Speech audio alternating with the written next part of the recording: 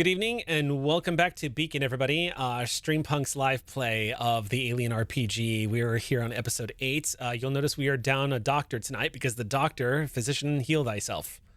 The doc has decided to take the night off so that the doc can get better. So we won't have Noir, unfortunately, which is one of my favorite parts of running this game is the, oh, fuck, commentary that I get from Noir all the time, and I shall miss it. I shall hear it in the back of my head as I continue to try to turn the screw on this whole group here.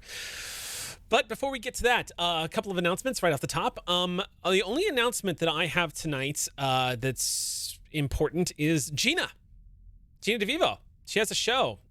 She has a show that airs tomorrow. It should be back tomorrow. I believe it's in its next season. If y'all are interested, the time for the show is 5 p.m. Eastern time. So if you get a chance, check it out because it's a pretty charming show. She did a big fundraiser last Tuesday, and it went quite well. Quite well. So if you get a chance, check it out. It is good stuff. If you haven't seen it yet, I highly recommend season 1. And I can definitely say that when Doug came and hung out with Gina, that was the best episode by so far. Charming. Those two bonded so hard. Yeah, the moment they started talking about both of their loves for smashing zits, I was like, oh yeah, no, they're best friends now. Are you talking about Doug Jones? Yeah, Doug Jones. Doug Jones and Gina basically became best friends. They started talking about how much they loved smashing zits together, and I was like, oh man, yeah, no, this is done. They're so besties. Doug Jones That's met disgusting. Gina. Yeah. These sentences are logically identical. Yeah. So that is the only announcement I have for this evening. Nothing else pressing. Streampunks, of course, does have some announcements coming up, but we'll hold off on those for now. That's all I've got tonight. Does anybody else have anything that they would like to announce? Oh, fine. What, Caitlin? I have things. Yes. As always, Thin Places Radio, the kind of call-in supernatural advice show, 10 minutes or less bite-sized episodes up on all major platforms. I'm also attempting to do TikTok content for it, so if you use TikTok regularly and you want to help boost our numbers and feed the beast that is the algorithm, Thin Places Radio on TikTok. You can follow us there and interact with the funky little videos that I'm learning how to make. And then...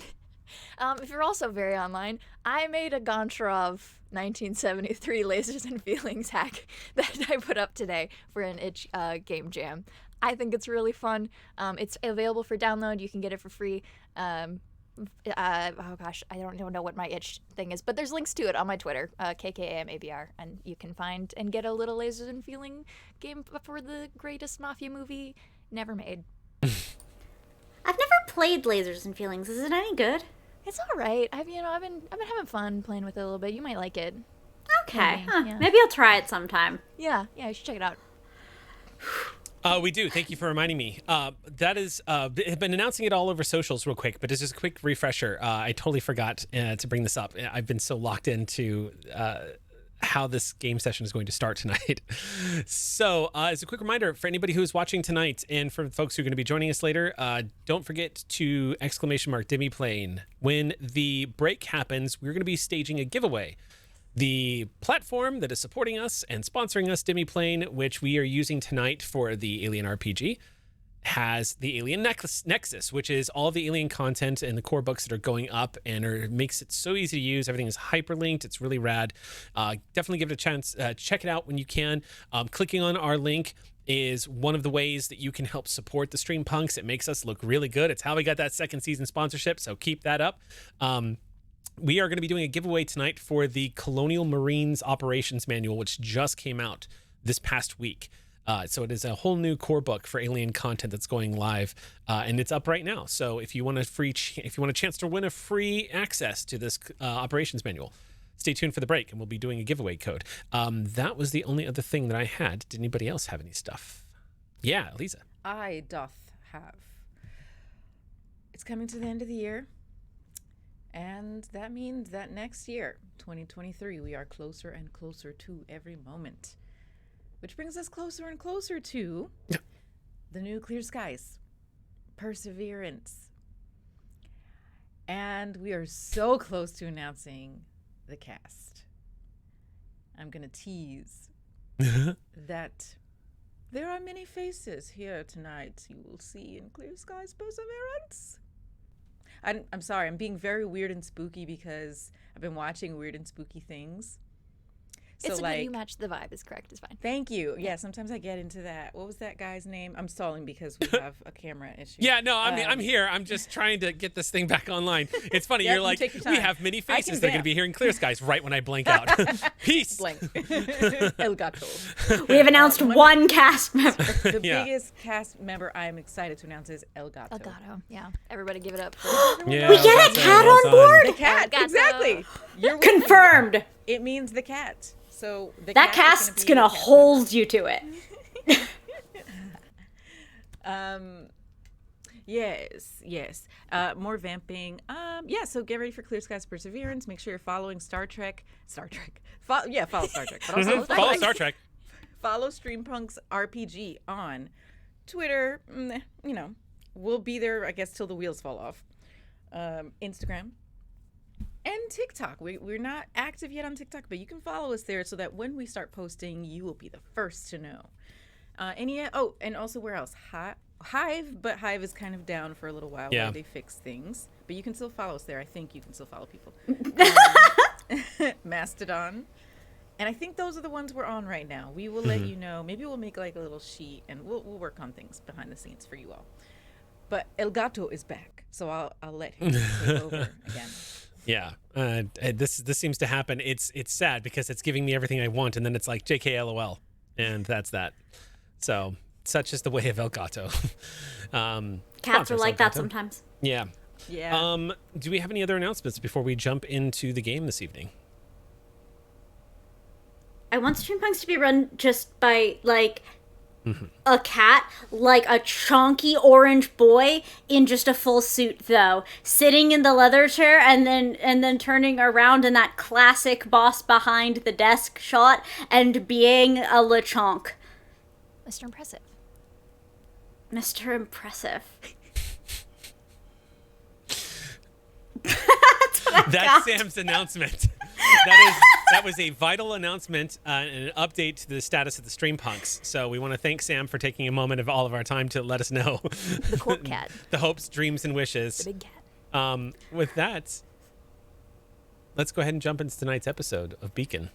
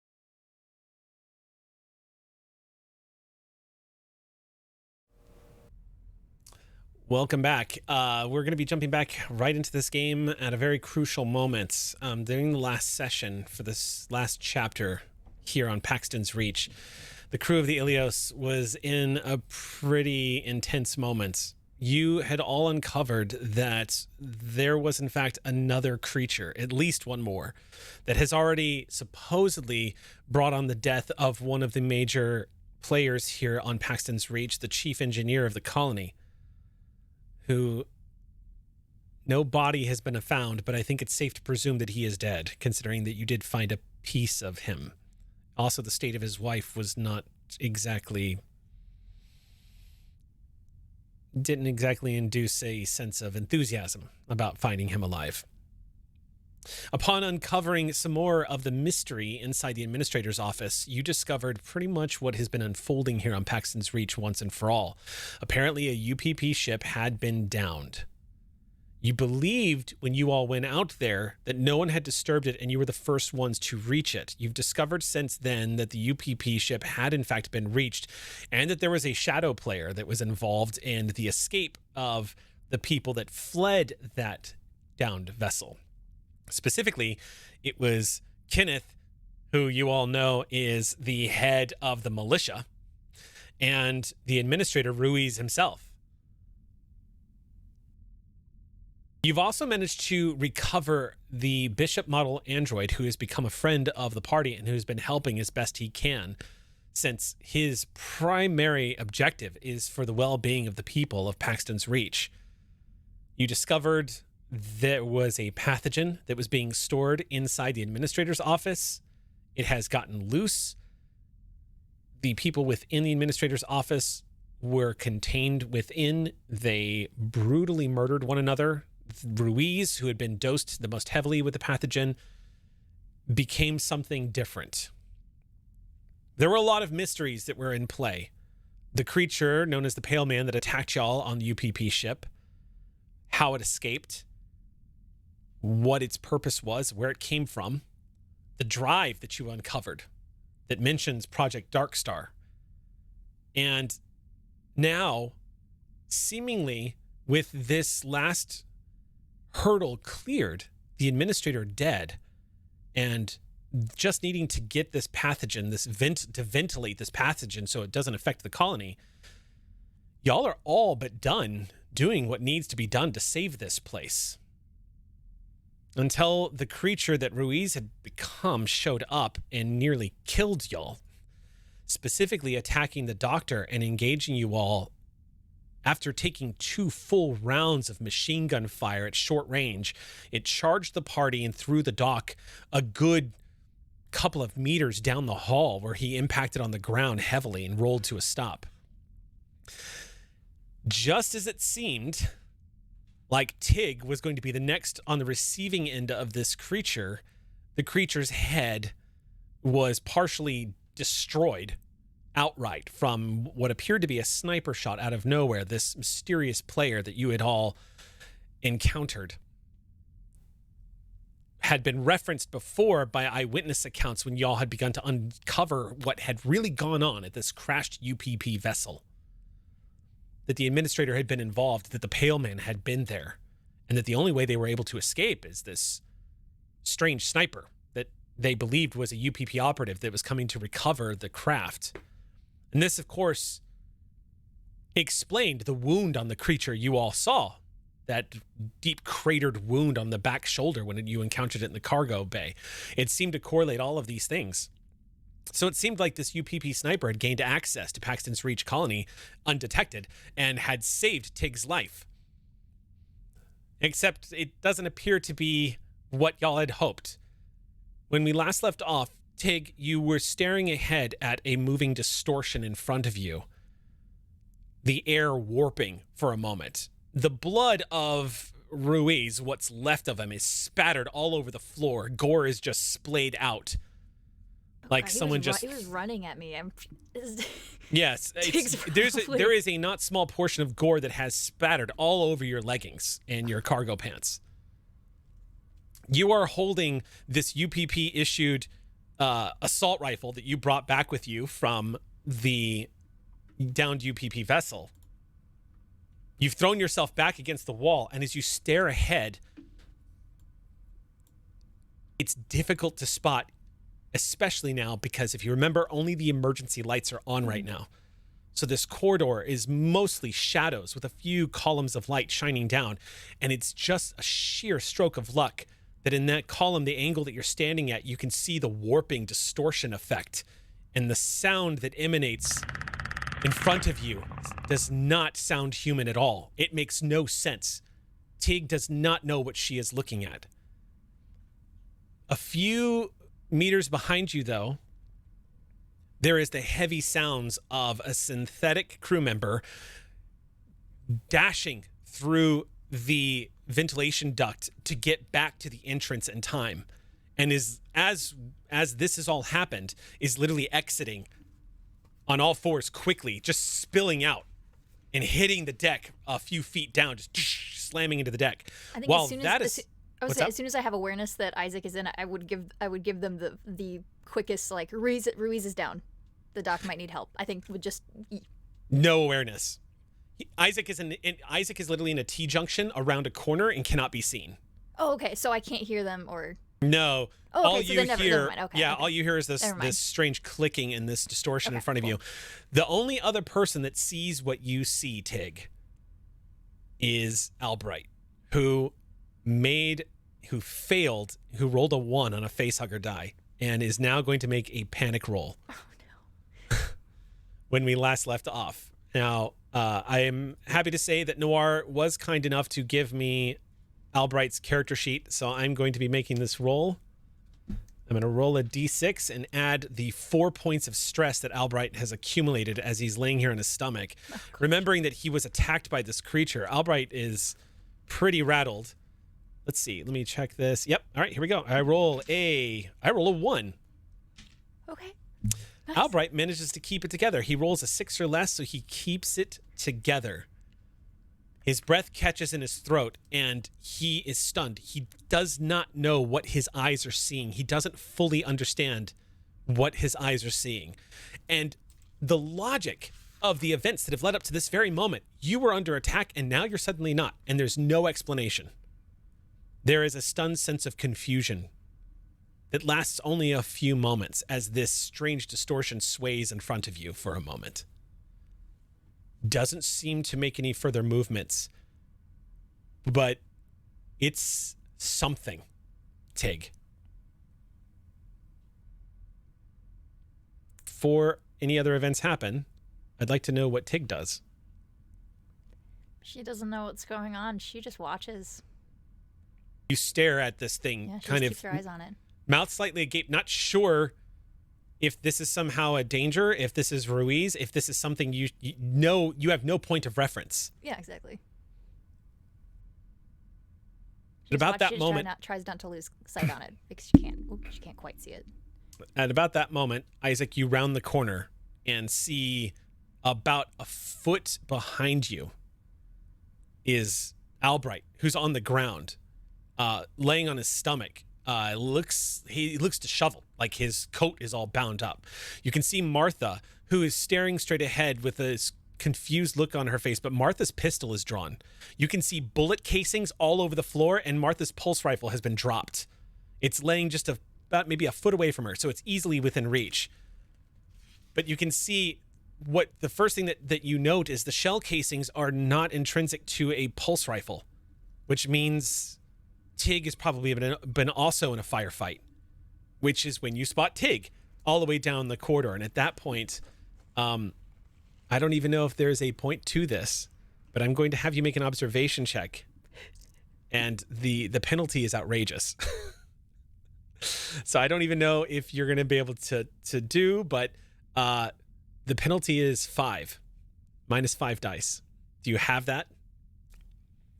No. Because it's -3, -2 more because of the low light. So you won't be able to see what Tig is seeing and what Albright are seeing, but you do see Tig at the very back of the corridor, and you see the spattered remains of Ruiz, the administrator. And he looks like he has advanced significantly from when you saw him on the video feeds.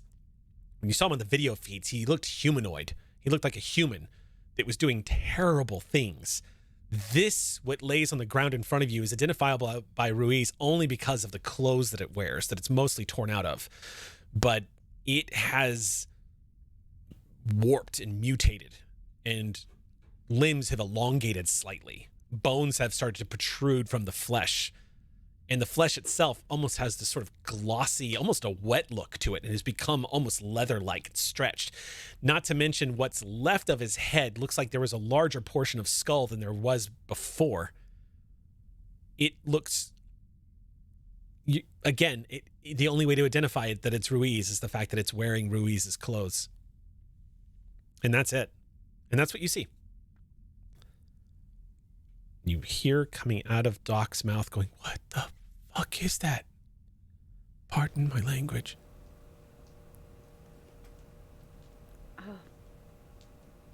It's all right. It's down now. Martha, you are vaguely aware of Isaac's voice behind you. Bishop is crawling out of the duct right now.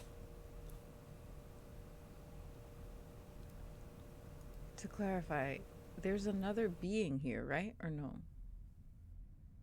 Martha, you don't see it. You did not make you didn't make your observation check, so you're not aware. You're only aware that something.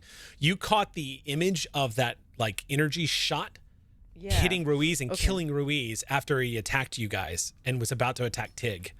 Can I toss something as just like that Martha might notice as another Marine is that Tig has not dropped like defensive positioning, like it has not relaxed in any form. I like might say I noticed that Tig has not put the rifle down and is still like very rigid. She might notice that. Honestly, I might say, without making a roll, Martha, what you might notice is Tig is not looking at the body that just fell in front of her. She is not looking at you guys. She's not acknowledging y'all. She seems fixated on something you cannot see that's in front of her. Yeah. That much is pretty obvious. She's looking up at it and the look on her face, and she hasn't let go of the rifle. You can see her knuckles are white from clenching it, but she's not aiming it, and she's just clutching and staring straight ahead.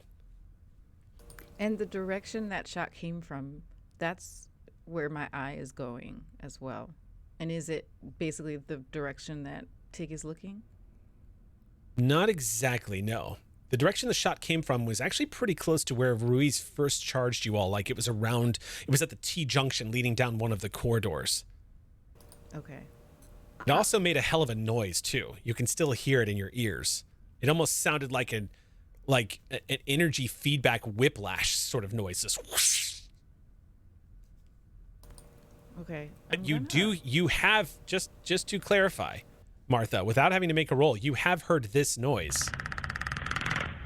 emitting from down the corridor.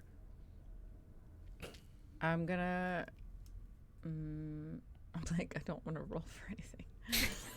Oh god. I'm moving up to Tig. Am I closer to the dock? Or how close am I to the dock? You and Isaac are both very close to Albright, who took a point of damage, which nothing to sniff at when you only have 50% of his damage. Yeah, he has 2 health total. Well, so he's banged up. Knowing how helpful he can be with stress, I'm going to go over to him and put my hand on his shoulder and say, "Are you all right?" And Martha has a panicked, wild look in her eyes, so he would see that immediately. Albright looks completely as you ask him if he's all right, he, just like Tig, does not take his eyes off of where he's staring.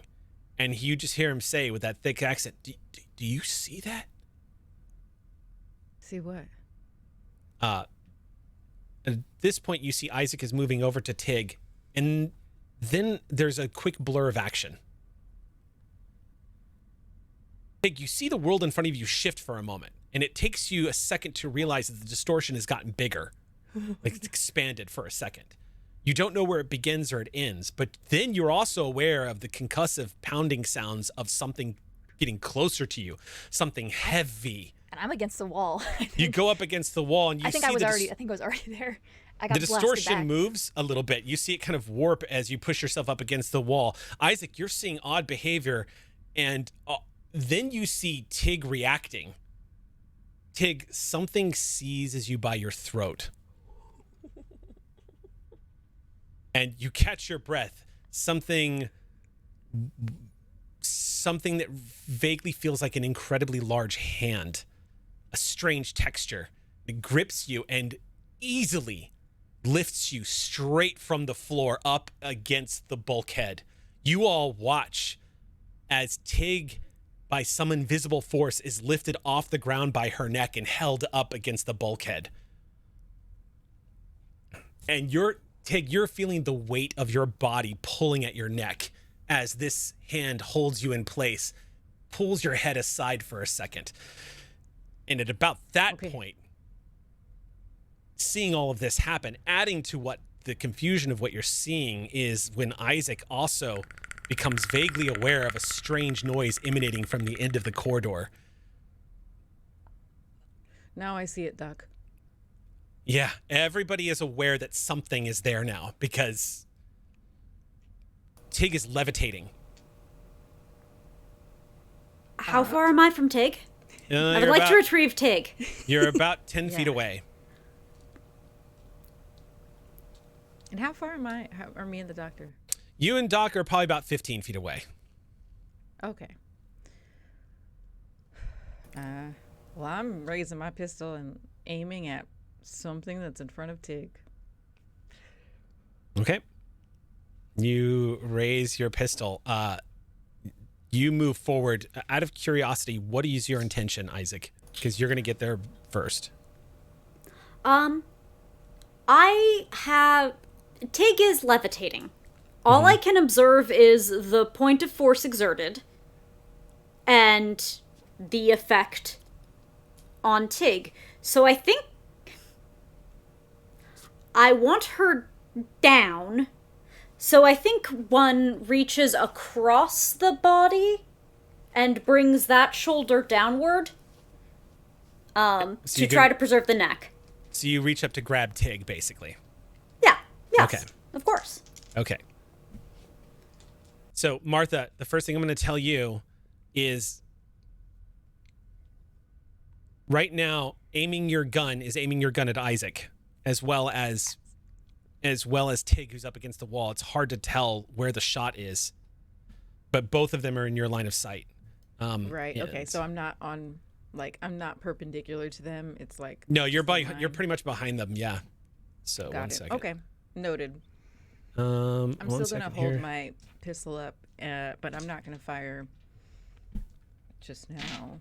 This is so cool. I'm so sorry. I'm so excited. This is awesome. I love knowing nothing. Oh no! It's the only time I will ever say that. I mean, this isn't a reference to something. I just think that the scene is really cool. I'll feel like it's cooler once you're not floating. That's fair. Let's see. I did not know there was levitation in the Alien series. Now there is. Apparently. Oh, it's only +2. That's fine. Okay. So 2, 4, 6. Okay. Isaac. Yes. You stride forward and you put your hands around Tig, and once again you hear this sort of reaction come from the middle of nowhere. Tig, you feel suddenly you're moving a little bit. There's a distortion. As the distortion moves, that's when you see it, Isaac. The world in front of you is warped and moving. And the best way to describe it to Sam is very much like looking at a cloaking device from a bird of prey, except for in humanoid form. It just warps around. There's a sharp movement, and just as you're catching it, something impacts on the side of your head. And you all watch Isaac. Isaac, you're going to take 2 points of damage. All right, I'll roll my roughneck first. Roll it. Let's see, 1, 2, 3, 4, 5, 6.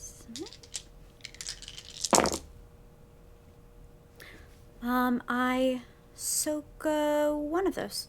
Okay, and the second one knocks you back from the stunt. Just bam, clobbers you. You watch Isaac leave the ground and go sailing about maybe 5 feet backwards. So it's like a good uppercut punch from something incredibly strong enough to knock Isaac back and down. You slam into the floor for a second, Isaac, and you're not disoriented whatsoever.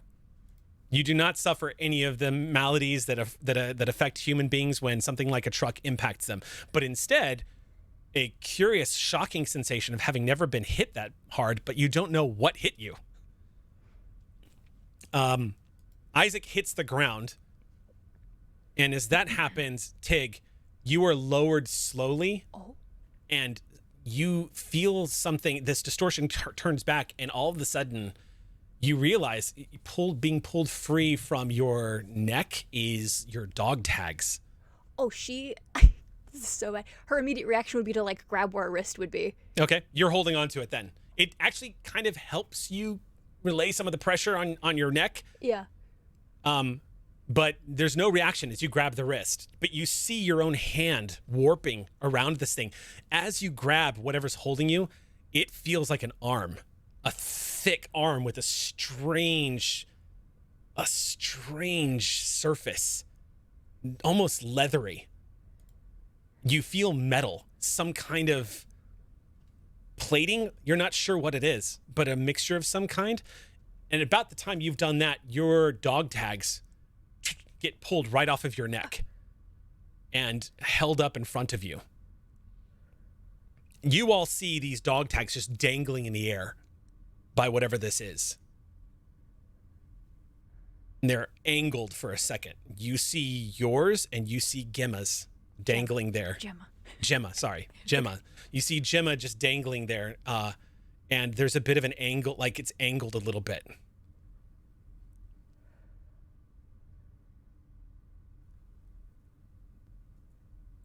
I think so. Okay, I've been lowered.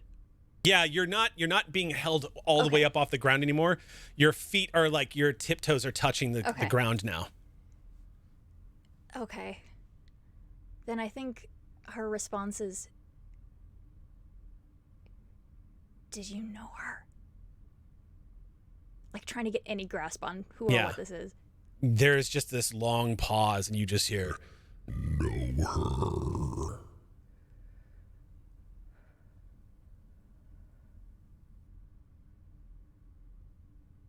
Can I take an action? Sure. Everybody can hear that voice. What would you like to do? Okay, I'm going to pitch you something that's kind of maybe a little bit of a stretch, but this is a stressful situation. I now have I have an awareness that there is a wrist that seems vaguely humanoid based on the size, the scale, the ability to lift me up. Mm-hmm.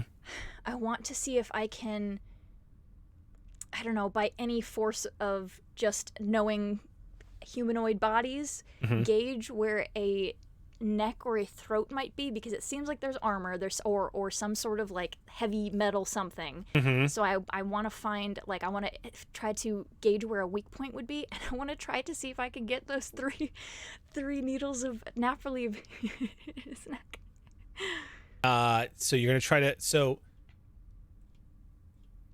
if I remember correctly, you dropped those 3 needles of naphthalene when you.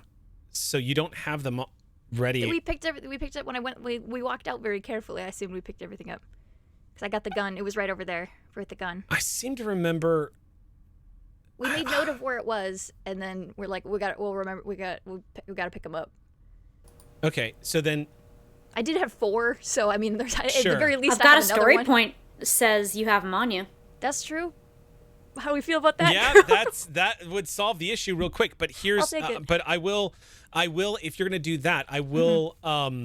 I will probably do a little bit of finagling here for the thing. But if you want to have them on you, because if you're gonna have them on you, I have to imagine that they would still be in a protective. They would be stored in a protective way. So like the way she has her little like care kit at like her hip, kind of a thing. Yeah. Mm-hmm. Okay, so then in that case, you're going to need to use both hands to go down, and as a slow action, start pulling that all out. Okay. So as that is happening, you are lowered back onto the deck. And the weight, the pressure starts coming off of you. And the hand releases slowly from your neck, just as you're getting the med kit out. You just unfasten it and start pulling out the vials. The distortion moves away, but it's still holding your dog tags. And then again, you hear this bizarre voice, this deep, bizarre voice just utter something. Sokolov.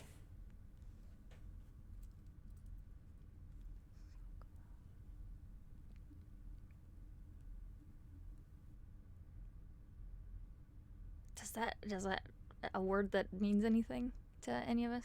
Uh, Hear it? you're A name of a thing, or you're not sure unless unless an idea pops to your head. okay.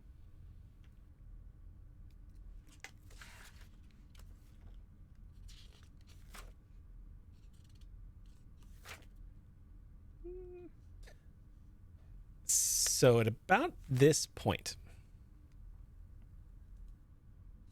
because it's been a few moments, Isaac, I'm guessing by this point, would you say it's accurate you've picked yourself up off the floor, or were you doing something different? What were you doing during this moment? Yes, I would like to get back up. It still concerns me that Tig is not up, or rather that she's too up. Okay.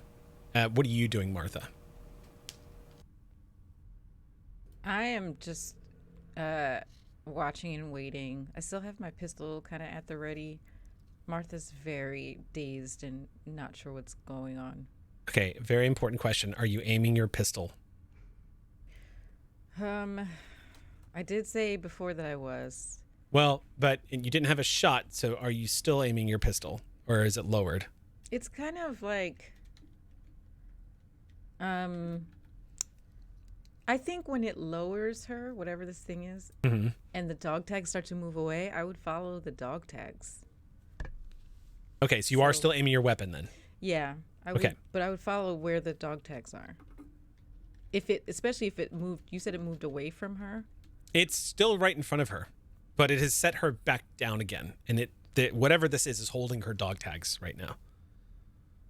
Are the dog tags also in the line of sight, or are they to the side? No, they're in the line of sight. It's like being held. It's actually they're kind of being held in front of, from your vantage point, they're kind of being held in front of Tig.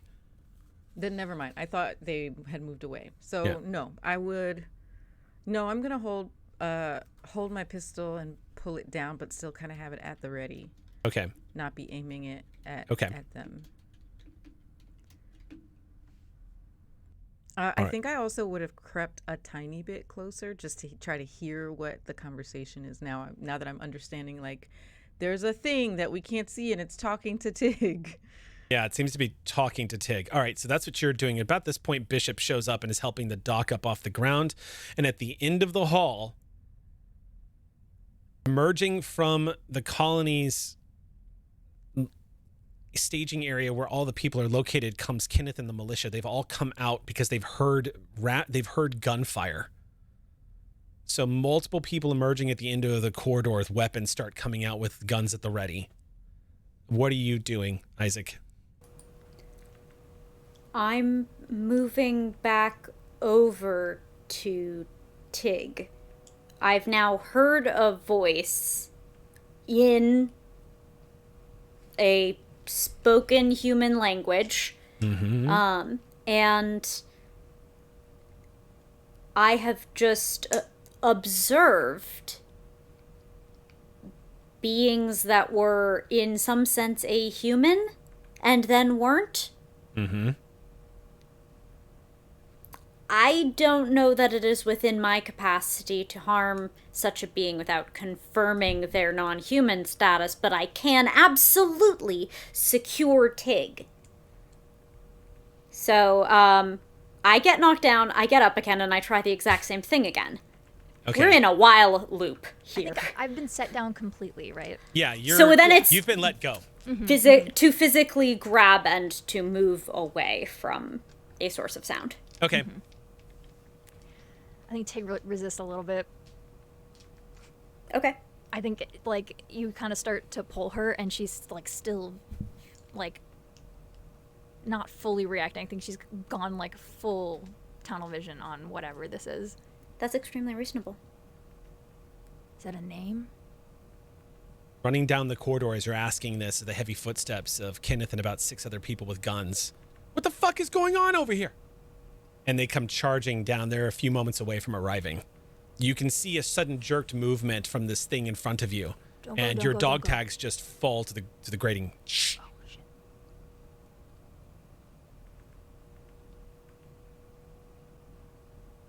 Wait, the dog tags fall? Yeah, they just hit the deck. Like it let go. Just, they fall into a pile. Okay.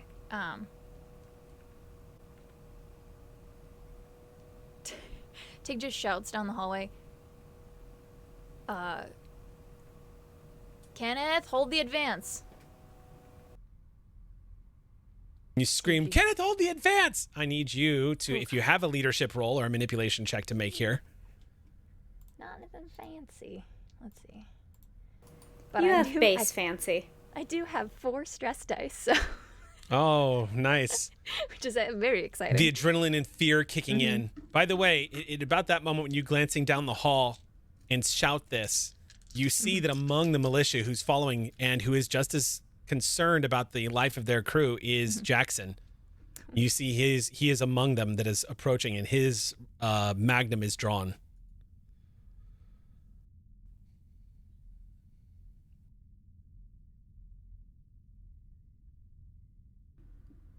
Oh, 1 success, no panic. Okay. He starts coming to a stop. He slows down a little bit. You don't know if Kenneth can see what the hell is going on in front of you, but the scene is confusing. But you hear Jackson say, "What the fuck?" And there is a tense moment where it's uncertain what happens next. There is a corridor filled with people with guns who are confused, and as Caitlin is reacting to that,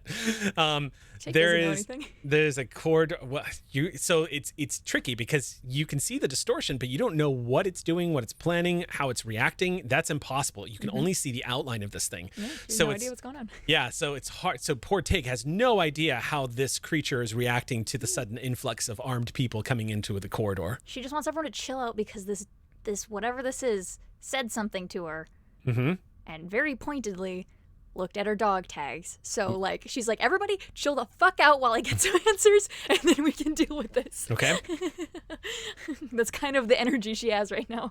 So we are at a tension tipping point right now where you need to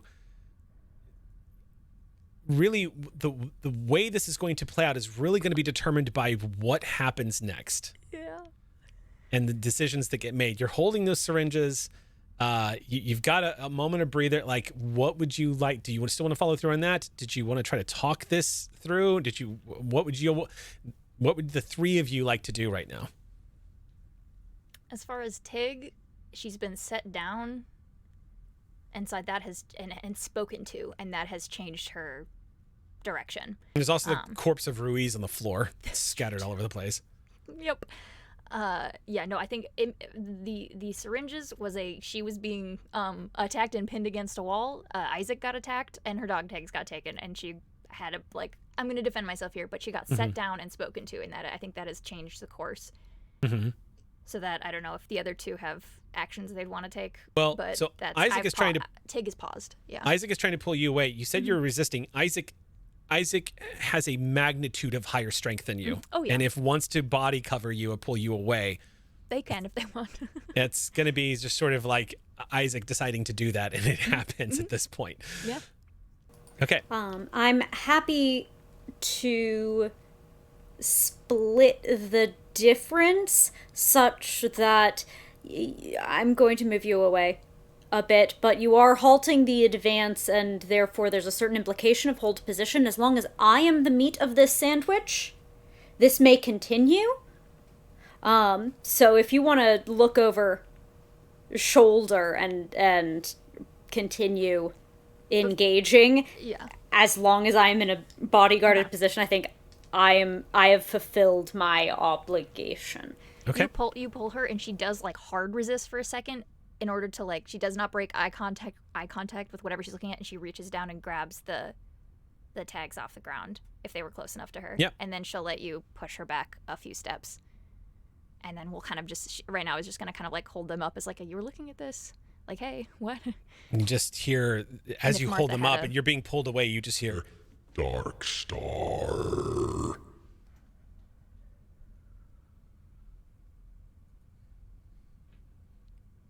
at that point, the militia that has shown up, none of them have seen this, but you can see a sudden movement from what you presume is the head of this thing.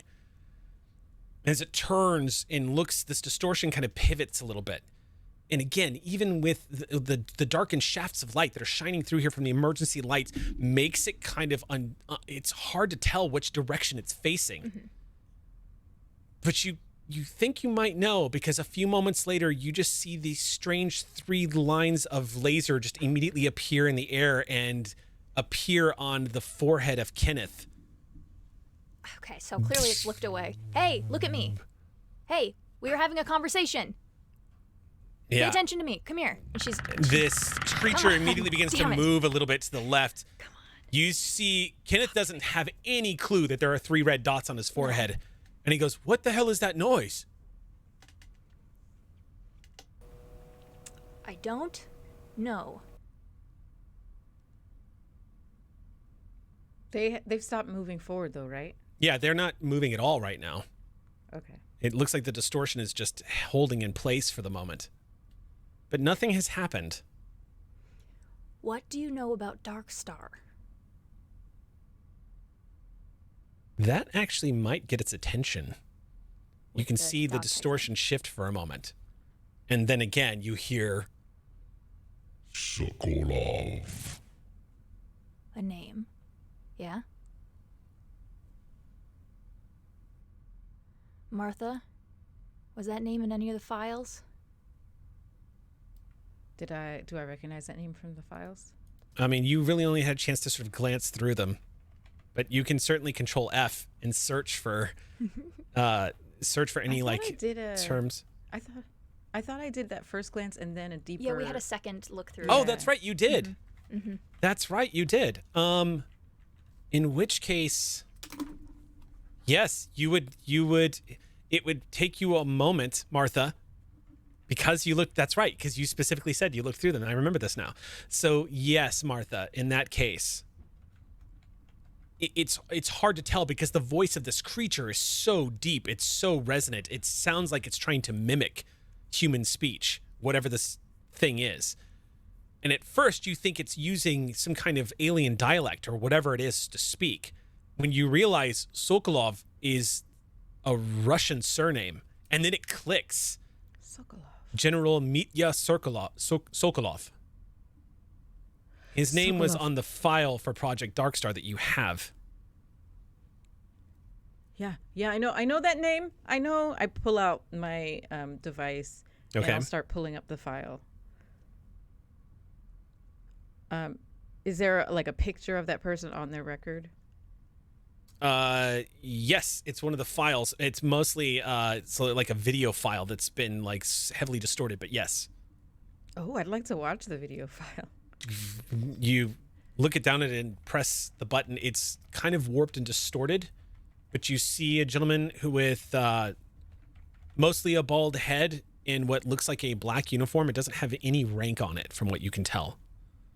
And they're saying something, but you cannot make it out. It's just heavily distorted.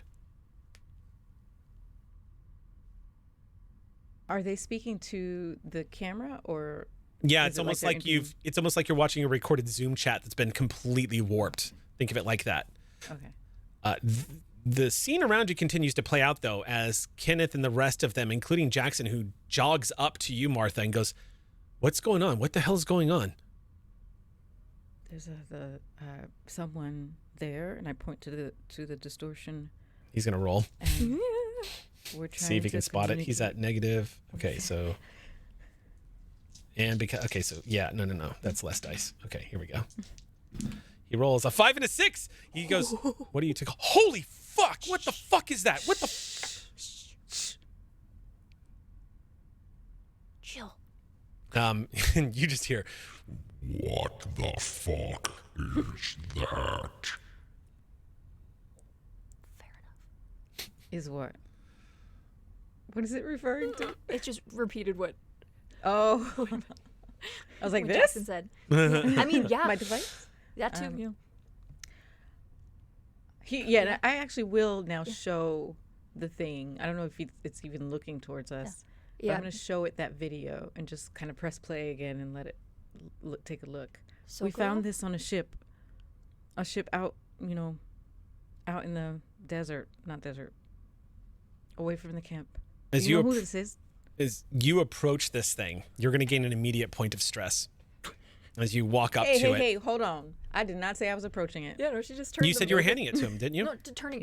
No. I'm turning showing it. around. I'm just turning it towards it, the screen towards it, so we can Okay. see. You hold I'm it up. not getting close to this Okay, thing. good I call. said I pointed, but that was it. Yeah. You hold this thing up. Everyone's watching rapt. Kenneth has no idea what the fuck y'all are talking about. Jackson is just like, what the fuck is that? What is that? Just over and over in his... you hold this up, and you cannot tell, Martha, what's happening. You don't know if there is a response. You don't know if it sees it. You just have no idea what you're looking at. You just see the distortion begin to shift. It seems to be ignoring the fact that Isaac has now successfully pulled Tig away from it, and it has not moved to stop them. However, those three red lasers that are emitting from somewhere on its body are still shining over on Kenneth and have not moved. It does not take a empathy check for the two Marines to know what a laser sight looks like. It looks like some kind of weapon. Mm-hmm. It has not been fired, but it's in a killing position right now. So you can only imagine. So you and Tig are probably the only ones at the moment that are aware that this is a high noon situation. If somebody makes a wrong move, this could become a bloodbath. But as you continue to hold it up, you just see it shift a little bit. Sokolov? So as you point and say that, there's a reaction from the distortion. And it takes a couple of steps forward. And as that happens, I'm going to roll for perception on Kenneth to see if he spots it. And he still doesn't see it. Okay. However, this thing weighs about 500 pounds as it walks. You can hear it as it steps. What's up? What do you... Nope. Are the lights still on him as he starts moving? The lights are just shining down, and he does pass through a few corners of it as it moves. Did you want to try to make the it... lasers, I mean. Oh, the lasers. You can see... Oh, you know what? That's a good point. The laser's going to give him away, so he's going to get a bonus die on that roll. One sec. That's going to make him... Yeah, okay, Kenneth sees it. You'll be able to see it too, Isaac. Well, probably not, because I'm the sandwich. I'm looking back over Tig's shoulder, so I would see You the would see three lights red on dots. Kenneth. Yeah. And so those are what I'm looking at, whether they're moving, because I realized long ago I couldn't run to and tackle Kenneth, but I could, if need be, I'm trying to use the sound to infer the angle where you would need to jump to catch the shot instead of Kenneth. Okay. It's not difficult. This thing, when it moves, if it was stealthy before, it's making no attempt to be so now. But it strides up to Martha. It's going to approach Martha as Martha is holding up the data pad. Do the lights drop on Kenneth? No. Okay. It stays where it is. Kenneth, who has seen it, his eyes... Actually, Kenneth needs to make it... Kenneth looks like he's about to panic. Kenneth looks like he might be about to do something stupid, except for that I'm taking into account that Tig successfully told him to hold off. But there might be a reroll here soon, because now that he sees this distortion moving, he's heard the voice. The blood is drained out of his face, and you can all see the telltale signs of someone who is about to do something stupid. Martha, she hears the steps. She now sees this thing. I'm guessing she can tell it's approaching her. Yes, it's So, grown much larger. Oh, yeah. Okay. I'd like to just gently step back, kind of like, Okay. here you go. Just probably till my back is against something. That would be Isaac. You kind of push back. Isaac's holding on to Tig. You guys kind of, like, the three of you kind of bump into each other. You see the distortion reach out, and it takes what you're holding and pulls it from your hand, unless you try to resist. Absolutely not. Okay, Just take it. You just let it go, and you see it just stares at this from what you can imagine. You see this head-like object tilt a little bit, yet the laser still remains. There is just a silence as this thing regards, and then a reaction as it looks at this data pad. And then after a moment, it just says, Sokolov. Dark Star. We're looking for them too. Can we help you? Can we work together? You cannot tell if it understands what you're saying as this distortion moves a little bit left and right. But at this range, Martha, you become aware that whatever this is stands at least 7 feet. It just towers up, and it has a wide frame, whatever it is. It definitely is humanoid. You can make out the distortion of legs and arms moving from time to time. And now I'm going to make a Kenneth roll Oh, he's gonna do something. and see if he does something stupid, because every time this thing talks, Kenneth's calm is severely damaged. Oh, okay. Kenneth is just frozen right now. And all of the guys behind him also don't move. They just stare in shock. And a few moments pass when the distortion begins to shift in front of you. Everybody, if you could please make observation checks at -2. Oh, no, it would be -3 because of the low light. Observation -3. So, okay. Minus. More stress dice than actual dice. Me too.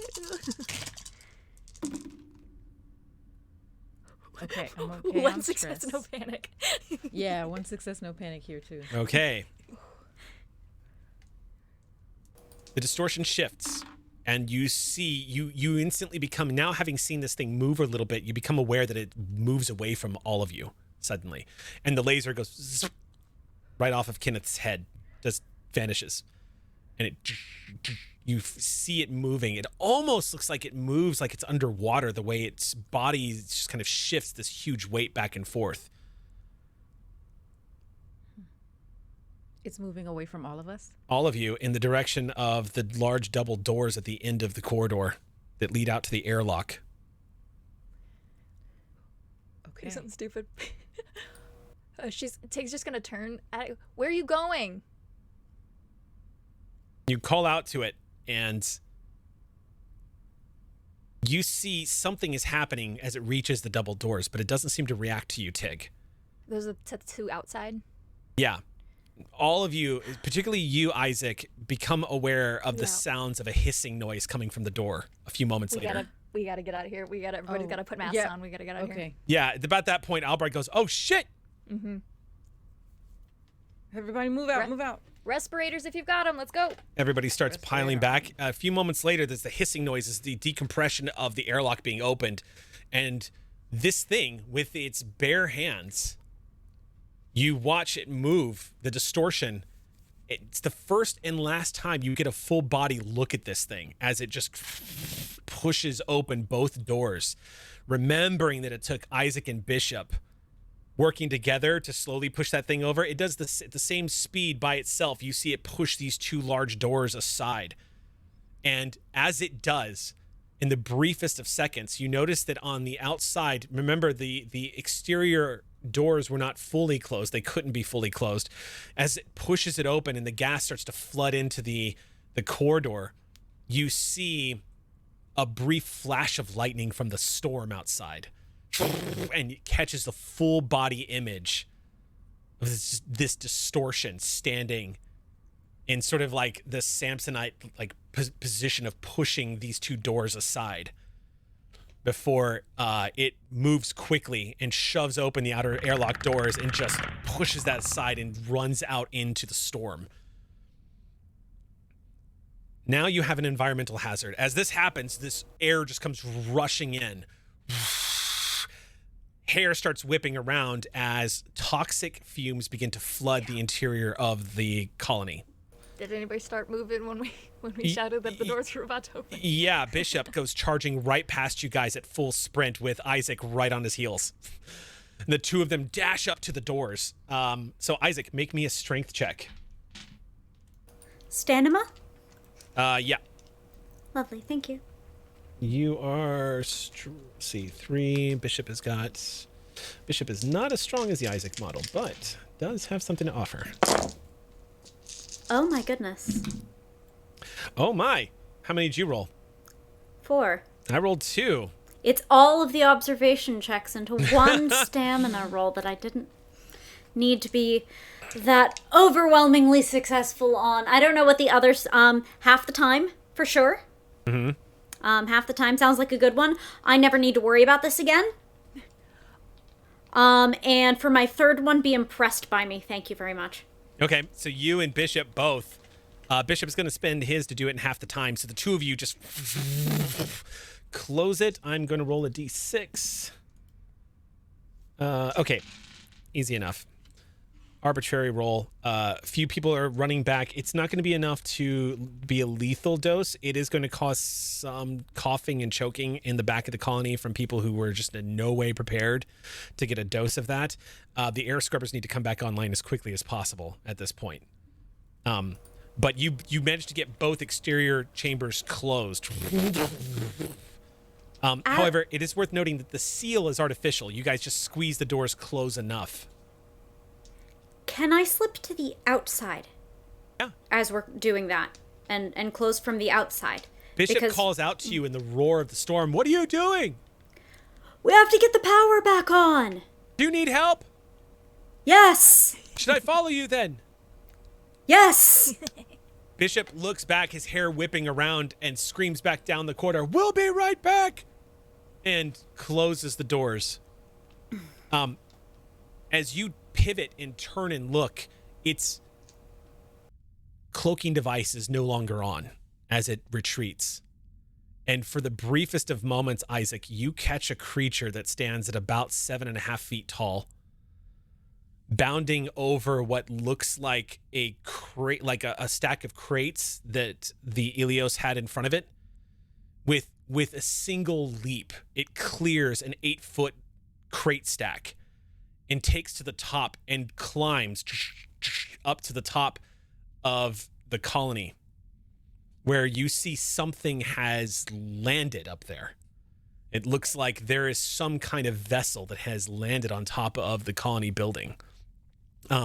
It takes a brief moment to look back at you. You see what, as humans, we inaccurately describe as just a spray of thick dreadlocks, just flat, like thrown to its side as it throws its head back and looks at you through this mask. The creature has this dark yellowish greenish tint to its skin and almost like spotted leopard-like patterning up and down its arms and back, lowered part of its spine. It has a few sets of armor on, from what you can tell. It's got patchwork of armor, big, thick feet with these thick claws that emerge off the side, long, almost elegant-looking fingers, black talons arcing off the side of it. Looks like it has noticeably some kind of cannon device up on its left shoulder, and a spear that looks like it's been attached to its back that's been retracted. A few other things that you might notice as weaponry, but hard to identify how they're used.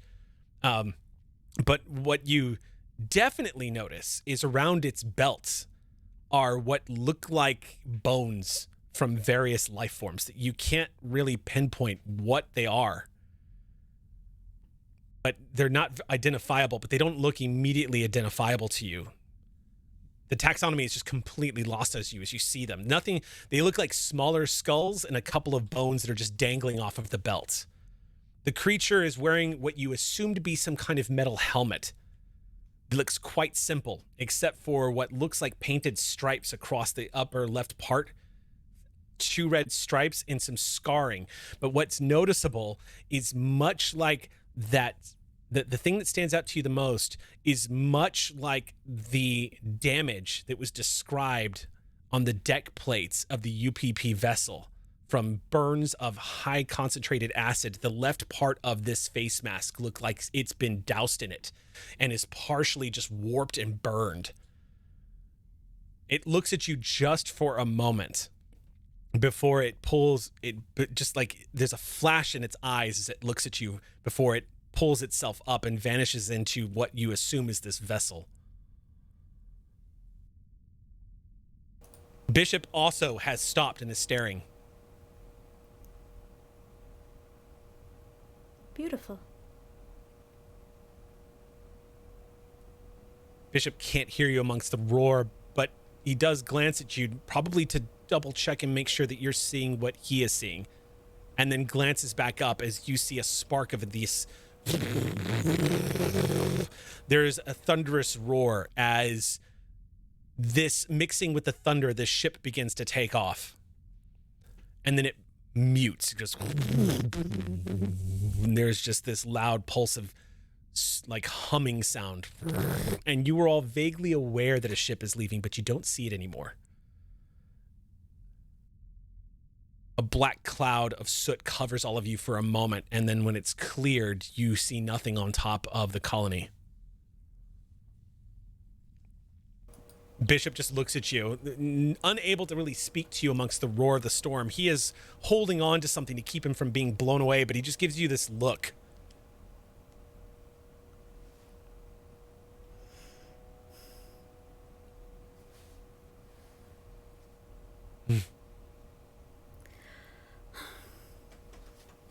Okay.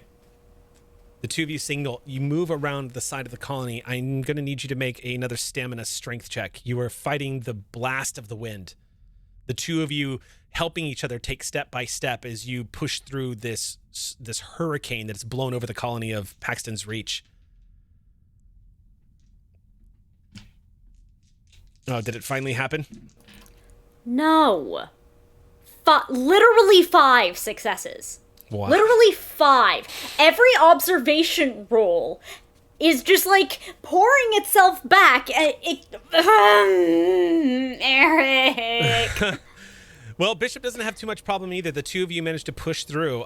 The sand that is blasting through here and the upkick of this storm that's raging across, you imagine that this must be getting close to nearly a Category 2 hurricane force winds. So the two of you are having to grab hold of things as you carefully pull yourself along. A few moments, Bishop starts to leave the ground, but he manages to hook his arm around, and grabbing hold of your hand, you two manage to keep each other on the ground. When you get to the side of the building, you can see that the generator is actually clearly marked. Despite the blast of dust and wind that are roaring around you, you can see it right in front of you. It's about maybe about 30 feet long. It looks like a giant cylinder that is being protected inside of an external casing. Towers up about 15 and a half to 20 feet perhaps. But it does have an exterior control panel that has what looks like a casing cover over the top of it. And two of you are going to go to work. Make a heavy machinery check and gain +1 die as Bishop is assisting.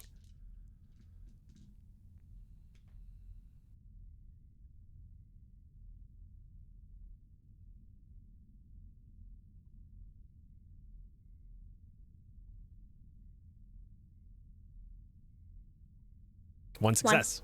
Okay. So the two of you are going to work. It's going to take you a whole shift working back here to get the generator up online. So the next 2.5 hours, 3 hours is going to be Isaac and Bishop in the storm, taking on the elements and getting hammered by the wind as y'all are trying to get this generator up and going. Back inside, everyone is putting on emergency face masks right now, as alarms are starting to go off that the interior of Paxton's Reach has been contaminated, that the air quality has dropped to about 30%. It is unsafe to breathe. You can hear an automated message from Mother just repeating again, "Warning, environmental integrity is compromised. Please proceed to the nearest station and don your face masks and await further instruction. Warning, environmental integrity has been compromised." Just looping over and over as lights begin to flash. And after he gets his mask secure, Jackson just goes, "I can't wait till we get off this fucking world," as he's putting it on, securing it. And you hear Albright with his anxiety just go, "Language." We need our doctor. So take patient 1. I want to make sure, I'm going to check out Albright and try to get him that point back. Albright probably, yeah. Okay, go ahead and check Albright as you're all getting settled. So I'm like, we're gonna have a lot of people freaking out, and possibly in bad form. We're gonna need to be checking people's like respiration and stuff, and we need both doctors in tip top shape. Okay, my God, this is so many dice. Hold on, 1, 2, 3, 4,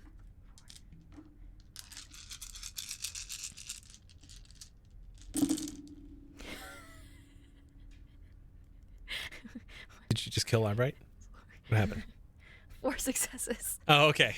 You're like, whoops, and put all 3 of the syringes in his head. Yes, yeah. Okay, so If I'd used a point, I also rolled like 4 or 5. So thankfully, Not helpful, Albright. but- Thankfully, it looks like Albright was very lucky. He probably has some bruised ribs, judging from like the tenderness that he feels as you just give him a quick inspection. And what's also kind of obnoxious is he starts diagnosing himself as you're yeah. like, he's like, oh, yep, that's going to be a bruise. Don't seem to be concussed.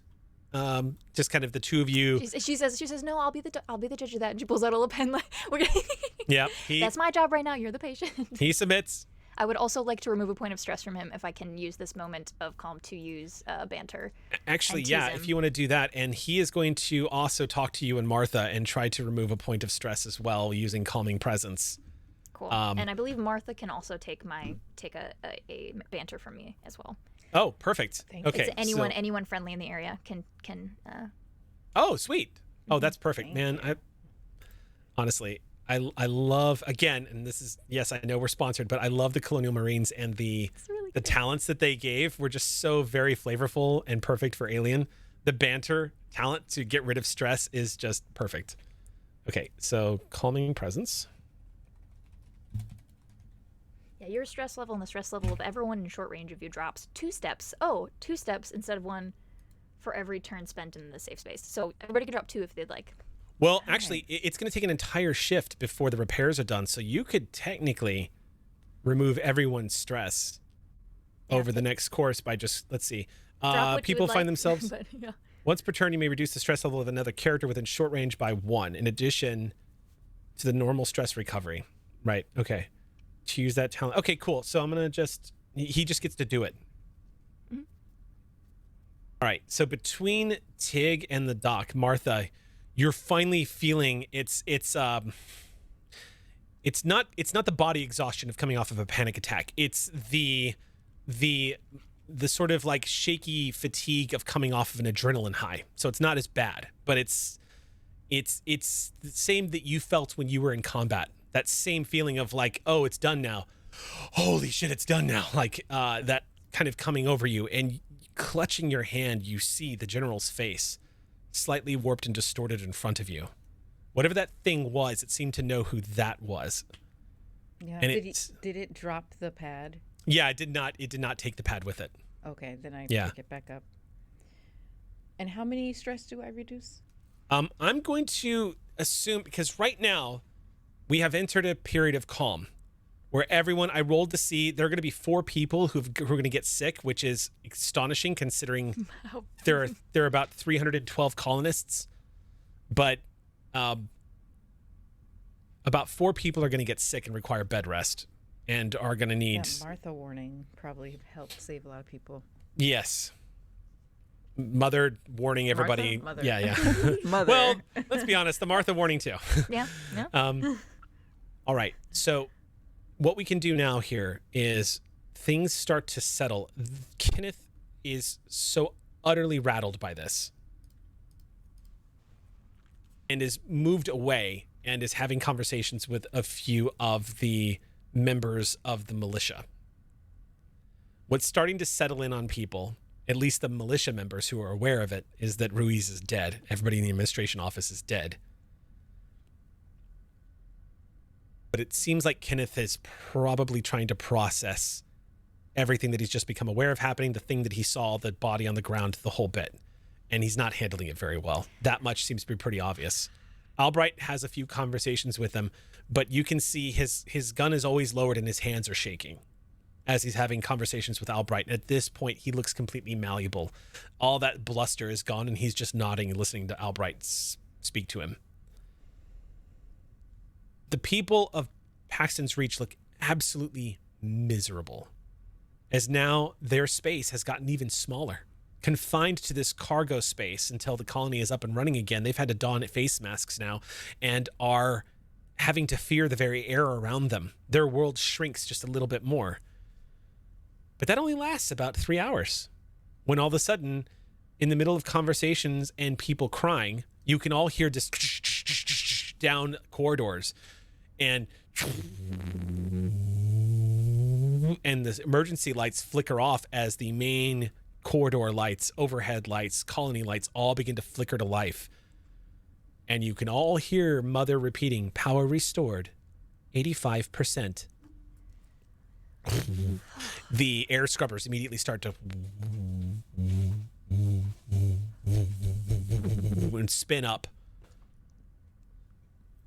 In Paxton's Reach, after spending days on life support, in a few hours, receiving some CPR, finally comes back to life as air begins to flood in. And after a few moments, you see the indicators that the air is becoming safer and safer to breathe. As environmental systems begin to disinfect, destroy, and push out all of the poisonous air that is in the building. Just as this comes up online, you guys close the packet outside, and Bishop gives you the thumbs up over the roar, and the two of you will need to make a strength stamina roll to pull yourselves back inside. All right, I had those 5 earlier, so one of those goes to stunting. Okay. So that I have, what is it, a bonus on doing tasks of this nature? Oh, he's going to Or need I don't it. have to worry about it next time. He's going to need it. Okay, cool. So Bishop, at one point, as y'all are rounding the building, a gust literally takes his legs out from underneath him, and as he hits the ground on his back, you just see him react kind of surprised as the wind begins to drag him away, and he goes sliding across the gravel. And you quickly reach your hand out with that success, and you manage to snatch his hand, and he looks up at you as he slowly starts to pull himself back up. You can see his left eye looks like it's been damaged. Something probably flew into it, but he's just kind of holding it partially closed. It's not really affecting him as he pulls himself back up. And the two of you manage to make your way over, and both of you see that when you reach the airlock door, the outer console is lit up with the access code panel and everything. And Bishop immediately reaches down and taps in the code, and access is granted and opens in front of you as this yellow light begins to flash, indicating that the airlock door is open. The two of you stepping inside, he enters the access code again, and there's this hissing noise as the airlock decompresses. All of the air is replaced inside, and you see a green light flicker, and the colony is lit up as soon as you enter in. The administrator door's offices are... Yeah. You see the lit up corridor in front of you, and you see down this corridor as well the gore still from Ruiz's body spattered all over the floor, and the administrator's office is open as well. Those doors have now activated and opened. Are we all back together now? You can be. At this point, Paxton's Reach is alive again. To my team, my crew members, co-crew members, I would just kind of huddle us all together and say, okay, so I think we have to help them to come to a decision, these colonists, of what they want to do with this place. Yeah. Because the way things were before, when Ruiz was in charge, I would have had to report to my higher-ups in the Marines. I couldn't let that just stand as it was, and I was very close to doing it. Of course, I would have talked to you, Captain, first before doing that. But Ruiz is out of the picture now, so I think, I mean, we still probably should report this to Beacon, but I'm not sure what should we do next. I mean, do we let the colony stay? Do they want to stay? Should we let people stay who want to? Do we evacuate everyone? What are you all thinking? Get out whoever wants out. See if we can organize transports. I doubt Elios can take 300 people. That does not seem reasonable. You could fit fit a lot of people into the cargo. You certainly could fit enough of them into the cargo thing, but none of them are going to be able to enter hypersleep. Yeah. Mm-hmm. So I don't know if we can. I don't know what resources Beacon has. Evacuate. It might be a Marines thing. Do we check in with Beacon first before we make that call? Probably. maybe would be a good sign of goodwill to the director who seems to have it out for us. Uh-huh. Yeah. Maybe that call should come from the captain.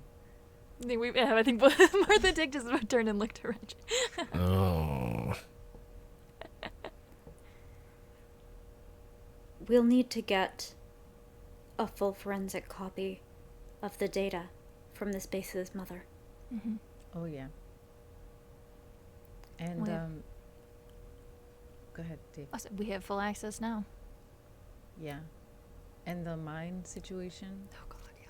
those people should be properly buried. Mm-hmm. And that evidence as to Ruiz's treachery, we need to report that all too. Sounds like we have a lot of paperwork. Or someone does. If not us, someone has. A lot of reports to do. Before we figure out to whom things get reported and when, I do think it would be a really good idea if you took a look at that data. Martha. Okay. Yeah. Happy to. Isaac's gonna move over to the administrator's office. You move back into the administrator's office, and it is probably best that the other colonists do not come into this room until it has been cleaned. As the viscera, violence, and gore that is spattered everywhere, which is the word to describe it, a few of these bodies are recognizable, and a few of them look like abstract art. And as you move into the space, Isaac, it looks like all of the console units, save for a few towards the front that look like they've been physically damaged somehow, perhaps by that fight that you saw in the footage. But it looks like everything is operational, including the sensor array and the communications array. Which, How is the air? Is it still bad for organics? I didn't even think that was thoughtless of me. No, as you move in here, you actually see that the air has been purified by the now functioning air scrubbers. The air has been cycled out through here. Good. I'm following Isaac into this room. Okay. So and this will be your I first mark- time stepping into the room. Yeah. So even though you've rid yourself of all of it up till now, you are going to gain a point of stress the moment you step into this room, because it is just, it is like Friday the 13th in here. It is terrible. Oh, that's nasty. Okay. I'm guessing I shouldn't touch anything because the air is clean, but all this stuff is probably infectious. Okay, Yes. where's the... I want to show the mother unit, and particularly the order that was on Mother that Bishop and I saw. Okay. To do that, Bishop has to access it. But yeah, Bishop, Bishop. come over here, please. Yeah, and Bishop moves into the room, and he, you see, he looks kind of like he's about to break bad news. But as he moves in here, he says, I want to stress that this order was probably some kind of protocol given by the company. I don't believe Mother is capable of actually malicious action here. I think this was something else. And I concur. yeah, you see this special order prop up on the screen. Priority 1, ensure return of an organism for analysis. All other considerations secondary. Crew expendable. Holy shit. Who's this from? It looks like it's a general order from Wayland Yutani. Mm-hmm.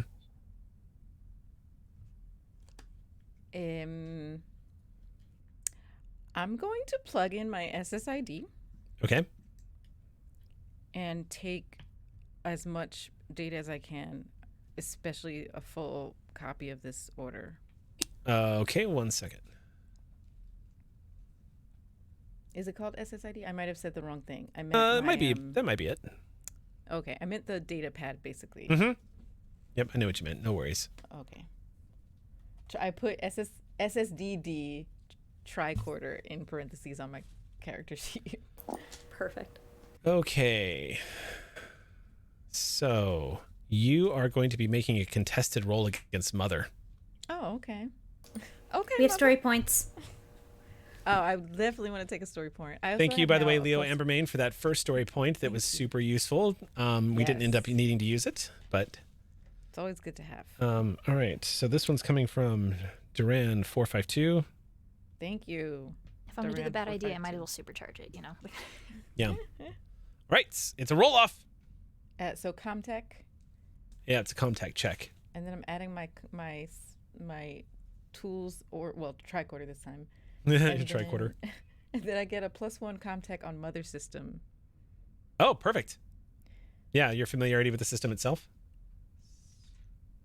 Yeah. I don't remember where that's from, but it's on my sheet. All right, go ahead and roll. Comtech. Okay. So 2, 4, 6, 8, +3, plus only 1 stress die. How nice. Oh, and I took a story point. So 1, 2,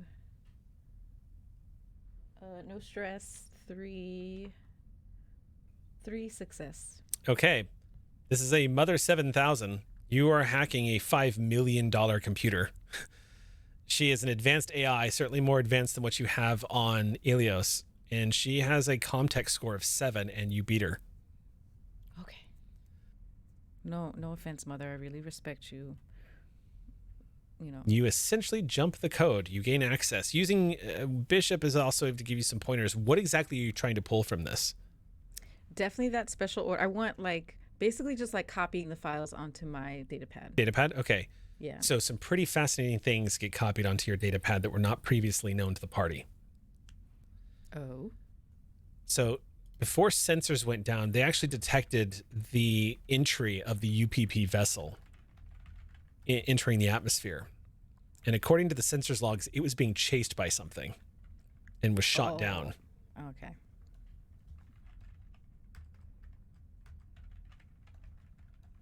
There's no log as to what was chasing it or shot it down. But Isaac and Bishop probably have an idea.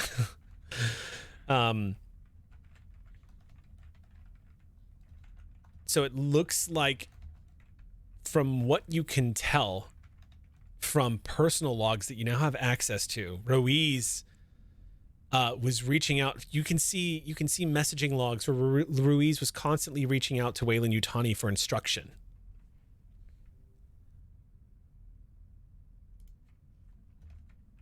There's also some other employee logs in there that are questioning Ruiz's decision to reach out to Wayland Yutani and not immediately contact Colonial Marines about a downed UPP vessel in the frontier. Because this is supposedly shortly after the Frontier War. So it's not claimed territory, but this is a company planet. So if there was combat going on, you would think the first thing to do would check in, but Ruiz apparently checked in with Home Office first. Home Office, you can see it's the messages are not signed to anybody, but the messages that come back from Home Office of Wayland Yutani, whichever Home Office that might be, orders Ruiz to investigate and informs him that the Colonial Marines will be informed and dispatched immediately. And this was dated weeks ago. Huh.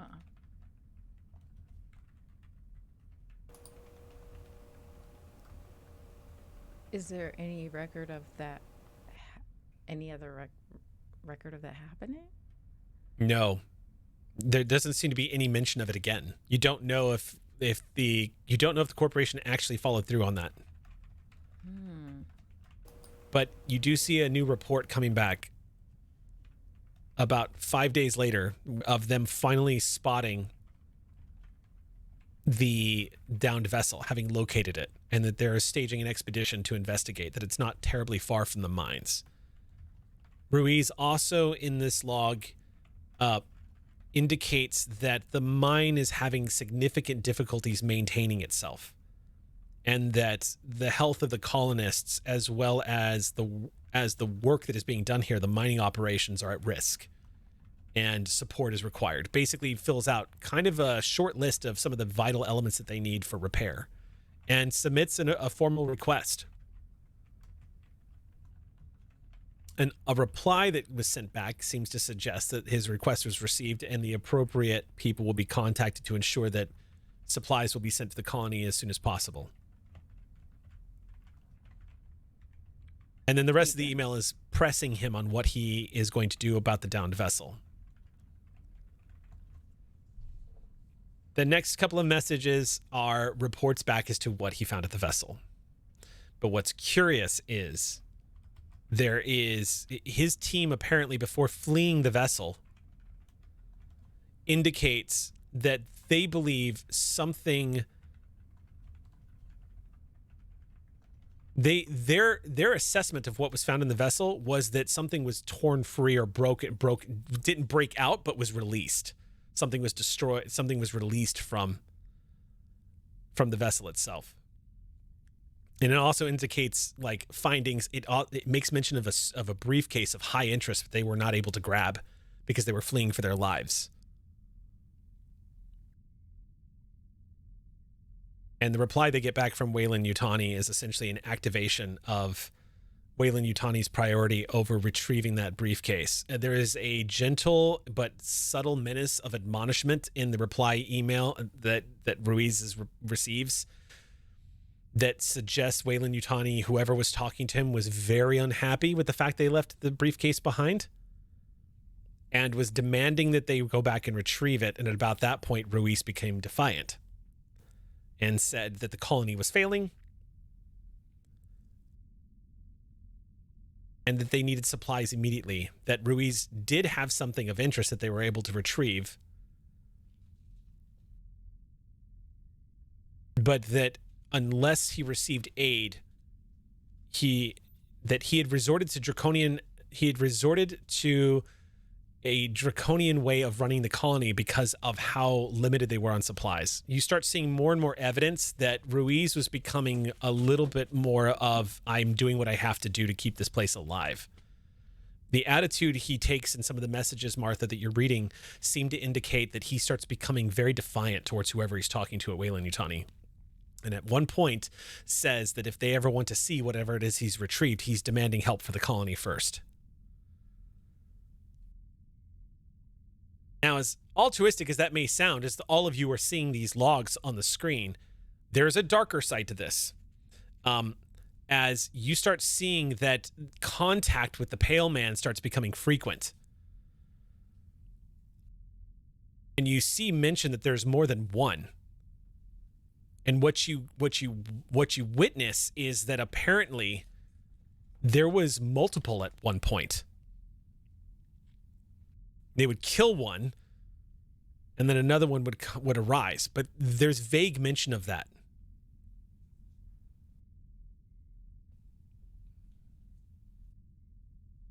But they all seem to say that it stems from whatever broke out of that one containment unit. And then there is a vague mention of throwing the corpses of dying colonists into the bottom of the mine to feed the thing, to keep it away from the colony. There's a couple of mentions of sightings of a strange ghost-like creature. They believed there was a UPP operative that had arrived on the planet. They ordered the colony into lockdown. There's a lot of unanswered questions, Martha, that don't show up here in the logs. A lot of things that don't add up. A lot of things that aren't explained. The mention of multiple pale men. You guys only ever saw one, and then there was the mutation, but y'all haven't seen or heard of another one. What's up, Isaac? When in this timeline of events corresponds to when Beacon was activated to go there? So not long after he threatens the objects that he discovered, making specific mention of the biochemicals that he had recovered from the vessel, Weyland-Yutani responds, informing them that they have pulled some rank, they've essentially called in some favors, and that a supply mission was being sent to them immediately. And that they were going to be expected to surrender that agent in a secure casing and return it to the station, to the beacon station, as secured cargo. That was the nature of our mission.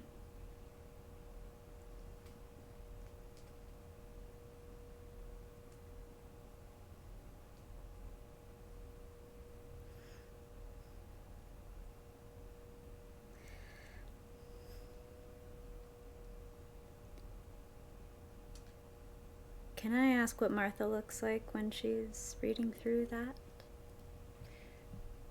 Like this, like she's reading a topsy-turvy roller coaster of a story, and there's shock, there's disgust, there's anger, there's shock, all of that you see on her face at varying moments of reading through these logs. And yeah, so Martha's gonna copy all of that and save it onto her pad. Okay.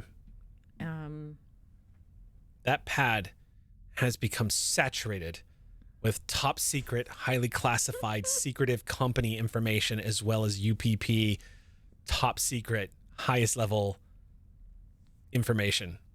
Like, that thing is probably the hottest item right now, Martha. As you finish uploading that thing up, you realize how many people would probably literally kill with no remorse to get their hands on the pad that you're holding right now. I'm in the room with Isaac and Bishop, right? Yeah. How is the oh yeah, you said comms are back up in here. Comms are working. Wondering if I should try to do this discreetly or just do it. I want to, because yeah, this pad now is the only copy off of this mother system of these files. I want to send them away immediately for safekeeping, and also because I have to report. So I'd like to send them to my person. I'll tell you this, Martha, as a specialist in comtech, it would be highly dangerous to transmit this. Yeah. Okay. Yeah. It'd be super dangerous to transmit this. Even encrypted. Over the distances that you would have to transmit it, you don't know who's going to get their hands on it. Okay.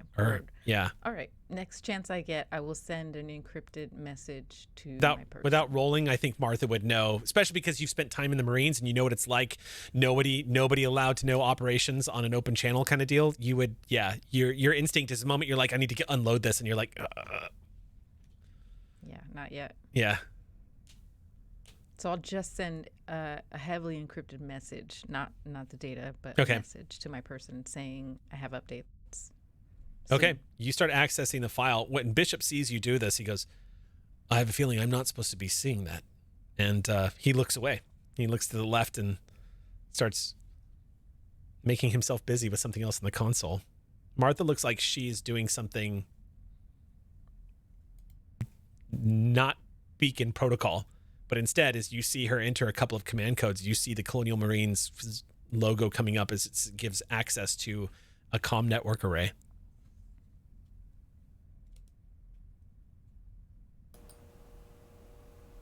I have to leave.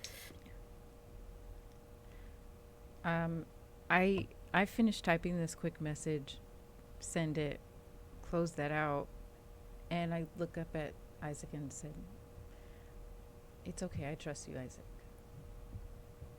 I hope you can trust me too." You can't trust me.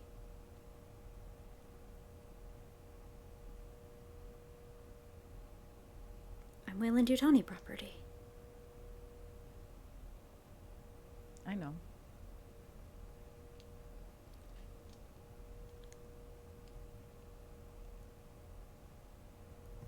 Can they download my brain? They don't What's what? even more chilling, Isaac, is you can't help but wonder, is there a protocol waiting to activate within you? That is where we're going to go take our break. We'll be back in 10 minutes, everybody.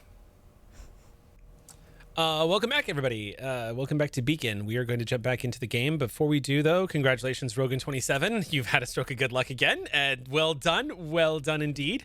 Randomly selected by our little pool there. Do enjoy your new copy of the Colonial Marines Operations Manual. We are going to be having another drawing next week as well. As a quick reminder, next Monday, is going to be our last game of the year for the Streampunks. This is going to be wrapping us out for the Monday night game. We do have some other stuff coming up, and we'll keep you posted about that. But this will be our last Monday night game. We'll be wrapping up with episode 9 of Beacon and coming back in the new year to finish off our season.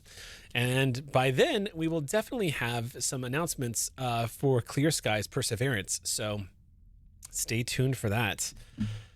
But for now, we are going to go ahead and jump back into our session tonight. And Eliza will jump back in and join us here in just a moment.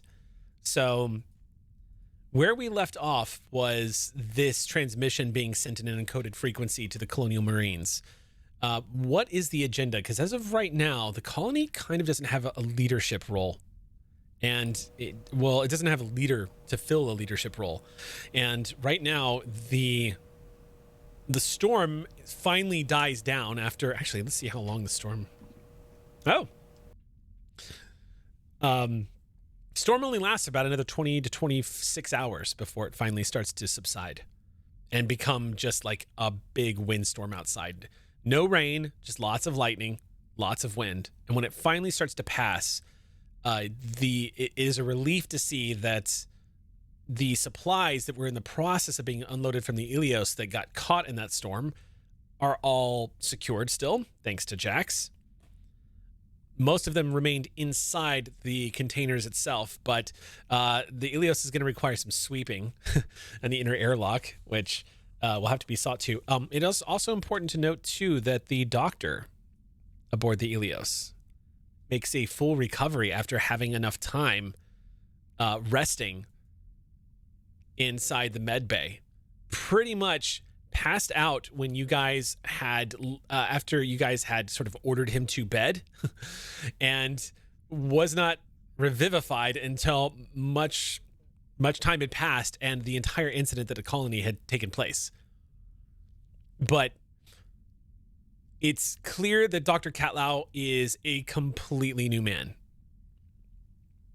He gets an entire couple of days worth of rest inside of a quiet ship that is being regulated with clean Nice, air good and everything air else. and- Yeah, Climate he control. slept like a king while everything was happening.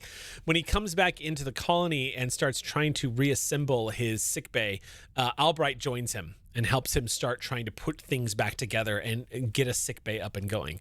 The colony needs a lot of work, but a lot of cleanup, a lot of work, a lot of replacement, and a lot of closure.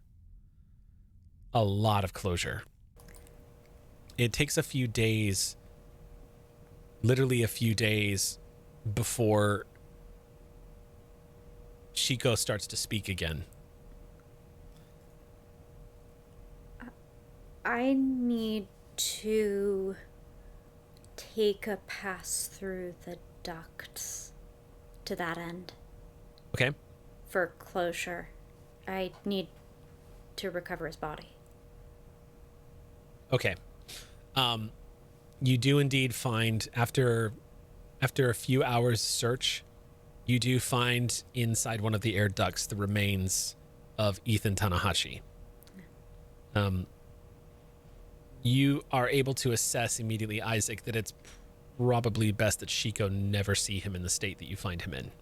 Yeah. Bishop helps you take care of the remains, acquiring the necessary materials in order to place the remains. And I imagine many of the organics in more advanced frontier positions have preferences on file. Mm. All right. You're also able to, once things begin to calm down here on Paxton's Reach, you're also able to determine that the head count of the colonists, there are just so many conflicting reports over how many there are, and you're delighted to discover that there's actually closer to about 400. Once head count starts happening and people start getting underway and people are reunited with their families and everyone starts taking note, you are very pleased to discover that there is significantly more than you thought there were. In the chaos of the past couple of days. It's also worth noting, too, that a majority of the crew of the Ilios is ordered to bed by the captain. The past 3.5 days have just been nonstop. And the lot of you, with the exception of Isaac, have gotten maybe 30 minutes worth of sleep, which means you've accumulated... Let me put it this way. You are technically not allowed to lose stress unless you've slept once in a 24-hour period. So the stress points that you would lose will say happen after this is taken place. But to get the colony of Paxton's Reach up and going, the crew of the Ilios, you all set to work. And you also kind of sample the colonists to get a sense of what it is they want. And largely, not surprisingly, in the opening days of this rebuilding, they don't know what they want. There are some who want to leave. There are some who refuse to leave because they've already invested so much here and they truly believe that they can turn this place into something. There's speculation about the possibility of using some of the equipment that they have now to possibly restart the terraforming reactors that are located about 200 miles from the colony and begin to once again try to stabilize the atmosphere. Realistically, that's probably going to take about 10 to 15 years, but you might have a decent planet once that takes place. But it takes roughly 2 weeks to get Paxton's Reach up and going again. So I'll need to know from the Ilios if y'all have anything you wanted to do in that 2-week time. Otherwise, it's 2 weeks of administering first aid, nursing people back to health, getting things set up, repairs, all of the things that you were trained for when you signed on to Beacon. Finally, the crew of the Ilios is able to go to work, repairing and helping these people rebuild their lives. You're about 24 hours until a scheduled dust off. So you'll have time to connect and do whatever you need to do, but it becomes clear to the colonists that the crew of the Ilios will be departing in the next day or so, after 2 weeks spent here. I think at some point So Tig does feel the need to talk to Kenneth. Okay. Just after, as being partially responsible for encouraging him to be brave real quick for me. Thank you. Especially with how rattled he looked after all of that. And just kind of like a touch base probably in the earlier, like earlier in the last 24 hours, just to see if I can catch him somewhere. You catch Kenneth. Kenneth he's definitely gotten quieter the past couple of weeks. The bluster that you saw vanish during the whole incident with the creature and the incident with Ruiz seems to have changed him. And he is withdrawn a little bit. The militia members, I wouldn't say they disband, but they're certainly not organized anymore. And instead of kind of operating as the de facto peacekeepers of the colony, they've started to do a lot more heavy lifting on their own. But you also have noted that the colonists are not happy with them. When things begin to settle and get back under control, there are town halls, as it were, where let's put it this way. At about some point, Albright, in all of his wisdom, decides that the only way to truly clear the air beyond the reinstalling air scrubbers is to get people talking to one another about what they were doing to survive during a very dark chapter in the colony's history. The first couple of town halls, as it were, don't go very well. And there are a couple of fights that happen afterwards that Bishop has to break up. But gradually, Couples counseling on a massive scale. yeah, gradually people start talking. The one person who doesn't participate is Kenneth. Kenneth pretty much stays in his quarters when there's a big town hall. And we'll say the scene where you're approaching one of his quarters. Now, again, the quarters here are very similar to the ones you have on Beacon. So there's enough space in here for a sofa and like a small little casual area, a very tiny kitchen and a showers area where recycled water is sent through. But when you approach his door and press the button and it slides open, and you see him looking up, he's just wearing what looks like work overalls and leather gloves. You can see just from the look on his face that he's just wrapped up a day of essentially what Isaac does for a living, which is just helping people out and moving heavy equipment. He looks at you for a moment and goes, "What do you want?" Just want to see how you're doing. Hanging in there. What are your plans? Saying goodbye. We're heading out soon. Pick and choose. Lots of questions. He can't pull his eyes away from his hands as he's slowly tugging the leather gloves off of his hands.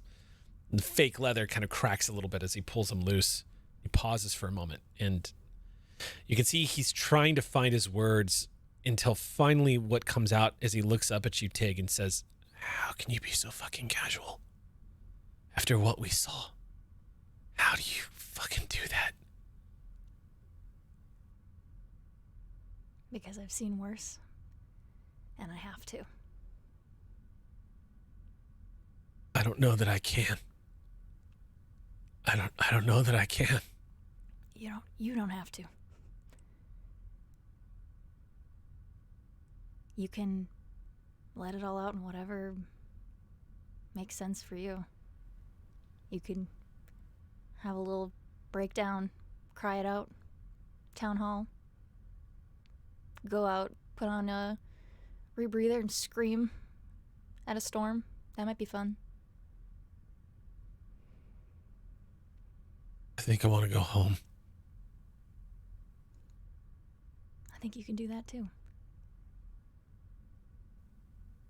What's at home?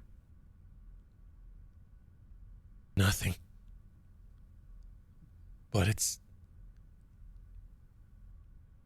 Not here. not out here. Frontier, I knew it was going to be hard. I thought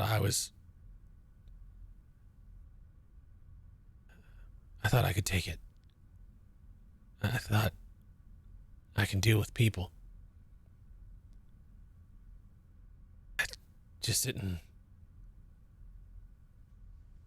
I didn't know this was out here. I don't think anybody did. I wouldn't say this was a particularly routine frontier gig. I think you might have drawn the short straw on that one. We shouldn't be here. Probably not. But hey, I think you're wrong about one thing. I don't think there's nothing back home. I think you've got a future back there, because it sure as hell shouldn't be here. No one will talk to me anymore anyway. That happens when you make bad choices, but you can always learn from them, do better. That's always an option.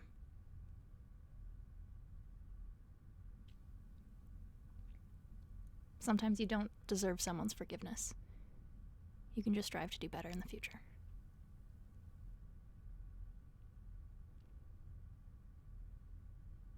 that what you came to tell me? No, I came to ask if you were hungry, but this works too. Yeah, I guess I could eat something. Let's get some, and let's figure out how to get you home. How about that? Okay. Okay. And she'll hand out to palm off his seat. And we'll go find some rations. Okay. Yeah, fresh new prefab meals, fresh from Beacon. Colony has been completely resupplied. And in fact, because the grim, morbid math of it is because you expected there to be more colonists, they have a surplus of supplies now for the people that are here. There's been a lot of discussion about what to do with the mines. And the colony seems like they're going to debate that because the mine is what keeps this entire colony viable. Nobody wants to go there. Everybody wants to go there. There are people that are insistent on trekking it out there. A few people trek out there and go into the mine, and what they report back is that it would probably be best to bury it and start somewhere new. That there are probably other deposits that could be searched for, and that mine needs to be completely buried. The overview that you hear, the conversations with the doctor, is there's just no way to identify who is who, and that at this point it's best. The people that return from the mine don't talk. They refuse to give detail of what they encountered there, and it just decided to blow the whole thing, bury it. So that's going to be a point of discussion.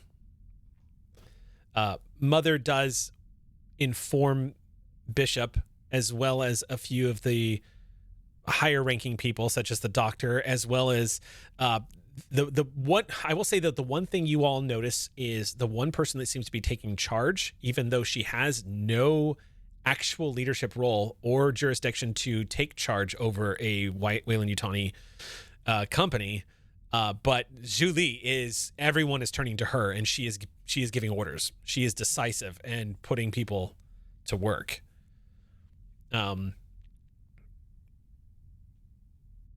But one by one, you definitely get the sense that despite the horrors that took place here, that this colony and all the scrappy colonists that have endured everything that they have, they seem pretty determined to make this work. Especially now that the reset button appears to have been pressed in the facility, you guys get it really well repaired and up and running again. And Bishop is just as tireless as Isaac. So, with a 24-hour window, we have that and the wrap out as everything is the empty pallets being reloaded back up onto the Ilios. You guys can notice that Jackson has actually gotten competent at using the power lifter. He's still taking his time. Every step is very deliberate, and he always has to readjust. He's probably adding about 30 minutes to the workload every time he picks something up, but it's better than nothing. So, yep. Do you have anything you would all like to do? Just assist till the last minute. Just whatever needs done. Just going to keep helping. So in your final few hours, the colony, yeah, what's up? Yeah. So I sent a message, that short message in the admin office. I sent that to you privately. Yep, I see it here. That was 2 weeks ago, so I wanted to know if I have gotten any response. Then you would have gotten a reply within days over a high priority channel. Interestingly enough, when you read the Alien Core book, it talks about delay times in transmission. Because much like we're familiar with the other sci-fi worlds we play, they use relays in space to transmit messages over vast distances. Mostly speaking, transmitting messages across distances in the Alien universe is a little closer to the way we in IRL would experience the transmission over vast distances. You're transmitting that out, and maybe in about 2 years, it'll get to where it needs to go. That's like the baseline. But Weyland-Yutani and a lot of these corporations have mastered the technology of actually being able to relay information much, much faster. This is, of course, a company that has, along with a lot of the other interstellar companies, have learned how to jump and travel faster than light. So what it comes down to, in all of its glorious capitalistness, is really how much access you have to the fastest relays. Sometimes it'll take 2 weeks for you to send a message back to Earth from the fringes of the frontier. And sometimes it can be done in almost real time, depending on how rich you are. You get a message back in just a couple of days, Martha. And it's fed through it is not transmitted to Paxton's Reach. It is transmitted to the Ilios directly. Jackson is actually the one that lets you know that an encrypted transmission has been received by the Ilios and is waiting for you to review it. Okay. I'm going to go back to the Ilios and review it. It's a text message. It's very brief. It informs you that you are hereby ordered under...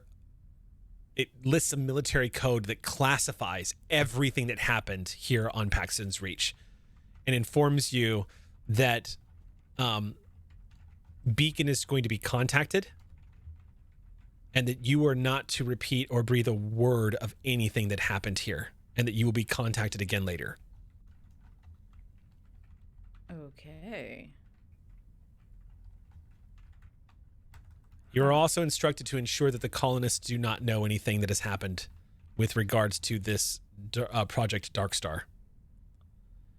Oh, well, I know what my response to that is going to be. I will start composing. Well, actually, sorry, we're now 2 weeks later. But, well, yeah, I'll send a response to that and say, copy that. Just be aware that they saw things. We won't tell them any more than what they saw, but they saw things. The reply that you get within a few days, Martha, is essentially an acknowledgement of the message. Okay. A neutral acknowledgement. That's terrifying. Okay. Okay, so besides those messages, yeah, I'm just going to be helping to clean things up, administer first aid. I'm trying to think. Oh, Bishop. Yeah. Bishop hurt his eye. Oh, the eye. Yeah, I was like, there was something with Bishop. So yes. Yeah, if you want to make a comtech check. Mm-hmm.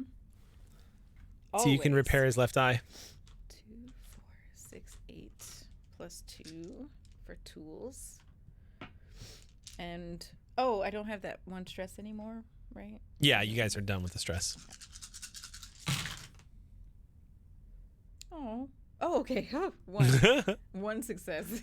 Okay, I was yeah, like, that's oh, enough. no. That's enough to fix. Okay. The it was real minor damage, but you were able to repair what you see there. Okay. It's always fascinating to you when you work on synthetics because they literally can just sit there while you casually work on their eye.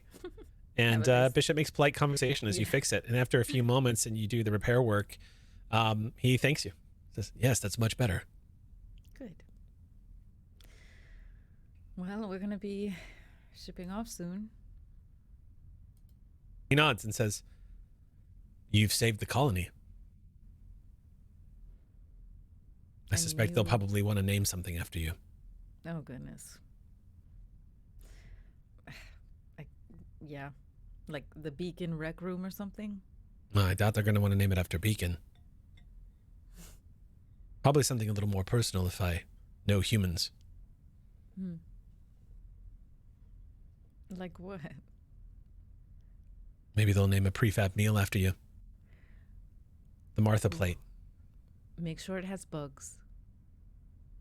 Bug juice is heavily stocked now that everybody has received their supplies. Yeah. I like that. So, what's next for you? You gonna stay here? He considers that for a moment and says, well, this was my task, was to aid the colonists in any way that I can. I actually have the tools to do that now, and it would seem that the hurdles that were standing in my way, preventing me from doing my job, have been, we'll say, removed one way or the other. So if nothing else, I can work with Mother to really make this place something special for the people that live here.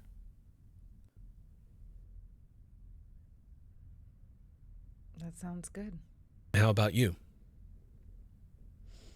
Well, once we're finished here, I'm sure there'll be another assignment and another place maybe like this that needs our help. Well, it may be some time, but it would be nice if you came back and visited. We were your first stop after all. We have that badge of honor now. Yeah, and we'll have to come back and try those prefab meals that might be named after us.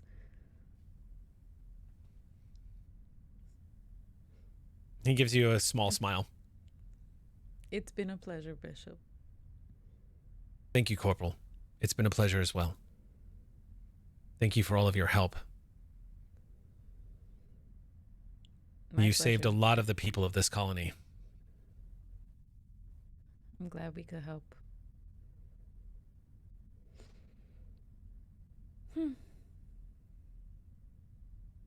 Have you seen Isaac around? Oh, yeah, I'm sure they're around somewhere. Have I seen Isaac around? That's up to you. Yeah. Sure, yeah. Well, Isaac, where would you be? I'm just outside. Okay. Oh, yeah, I think they're still outside, probably. Okay. Let's head out. Bishop follows you out then. Follows you out of the control room. Put my mask back on. The administrator's office. You put your mask on. As you all exit the colony one last time, you see, waving to you as you're all leaving the corridor and into the airlock, the small window that you can view the inside of the colony. Through it, at the very end of the hall, you see Oz, giving you guys a short wave. Oz is standing next to Shiko, who is also she doesn't wave. She just kind of stands there as Oz waves goodbye to the lot of you as the doors close. When the other side opens up, you can see the tarp has been removed from Big Bertha, and she's looking much more usable now. Looks like she's got a new set of tires. Looks like she's been upgraded a little bit. You stride down the ramp and you can see the Ilios is currently, you can see plumes of exhaust emitting from the engines of the Ilios, indicating that Jackson's been warming the engines. Moving down the ramp, you can see that the crew, your fellow crew folks, are here. Doc is here having one last conversation with Dustin Catlow, the doctor.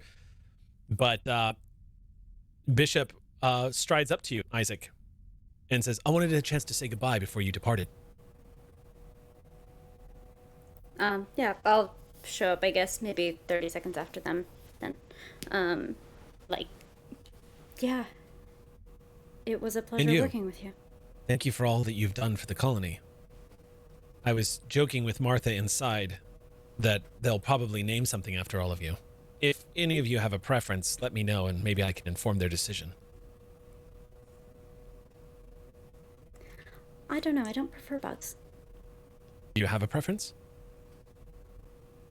Of any kind?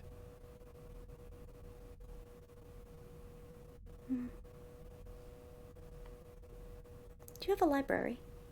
A digital library?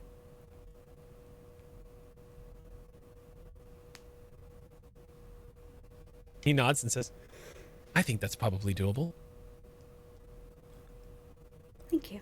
He extends his hand to you, Isaac. Says, well, good luck. And thank you again. And you. Good luck with the colony. Thank you. Hope to see you again someday.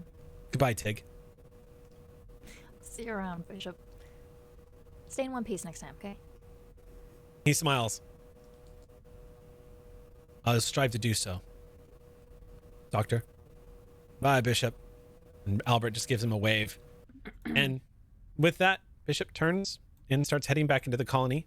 He pauses for a moment to just check something on the data pad before he starts heading back inside. But he opens up the airlock and steps back in. And you all have yourselves the pad to yourself. O'Donnell promised. This is true.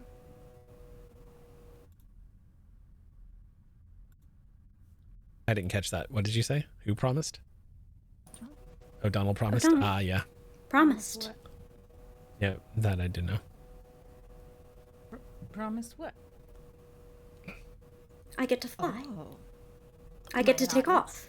I think this would be a momentous occasion to celebrate as a group. Absolutely.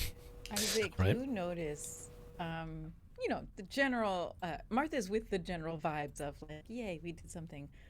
But out of the corner of her eyes, she's kind of eyeing you, Isaac. And then she looks away. Celebration?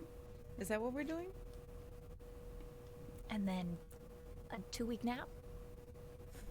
That sounds actually excellent.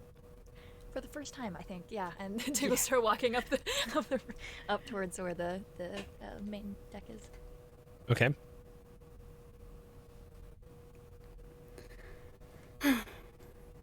What do I need to do?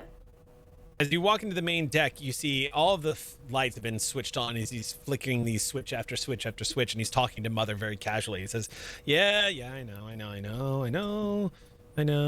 And Mother, can you give me a weather report too? Like, do we have a launch window? Oh, hey, Isaac. How's it going? I was wondering when you were going to show up. We just finished up at the launch pad. All right. I've been looking forward to this for weeks. Presses a couple buttons, and you all hear this underneath the vessel as he starts sealing up the ship and says, all right, let's get this big hunk off the ground. You know, if I do this successfully, technology makes you obsolete. I'm all right with that. Just give me a pack of cigarettes, and I'll go sit in the back and get paid for watching you do my job. I believe Reg would definitely admonish that statement about smoking indoors. And probably out of stress about the fact that we're about to take off again, and then the pilot that he already has no confidence in is gonna let someone else fly. No, it's the pilot. He has even less confidence. The pilot's like, all right, half a moment, because guess what? There actually is a rule set for piloting a takeoff and landing for atmospheric. Yeah, no, Okay, I'm not cool. kidding. There is and it actually gives you a consequence reward system for how you do when entering and exiting. Cool. So I'm taking a story point ahead of time. I just want to go. Yes, as we have a beautiful send-off to the end of episode 8, and all of a sudden there's a fireball. I crashed the whole ship. Thank you for watching Beacon. The burning ship, a shining. Yeah. Like, There it is. Yeah, that perfect button. okay, half a moment here. Okay. So let's see here. You drop ship, and then for maneuver. Yep. Type. Okay. So yeah, I just need you to make a piloting check. Okay. And as the engines come online and the Ilios begins to power up, this great bison just the entire ship begins to hum as the reactor comes online. At that point, you just see O'Donnell get up from his chair and he steps aside and he says, it's all yours. And you see him slide into the co-pilot seat. Androids don't feel stress. Nope. Go ahead and make your piloting check. Please. I know this is the worst thing. It's the exact same number of dice as I use on observation rolls. Is it really? We have a 5 and a 6. Okay. And I'm impressive. That's my stunt. I'm impressive. Okay, you're impressive. All right. So this is coming from this. Let's see. Guru Matt, Aether Shadow Wraith, Breeks, Leo Ambermain, Durin 457. This is going to be this is from Reverse Aquamath. Oh, reverse Aquamath always in the most significant story moments. Yep. Okay. So there is a lurching sensation as the bison just... The thrust required to get a ship of this size off the ground is mighty. The blast radius underneath as the engines press against the floor of this planet and push. This great ton, the hundreds and hundreds and hundreds of tons being thrusted up into the air from the sheer power of the reactors as you all begin to gain, and slowly begin to gain momentum. And O'Donnell's just watching you as you're steering and checking the readouts and looking at the horizon, watching what Mother is gauging, and he's just nodding, going, good. Not bad. You got to feel for it. Just feel the air. Feel the air. With what? Just feel the air, Isaac. Just feel it. Okay? Yes. Jesus.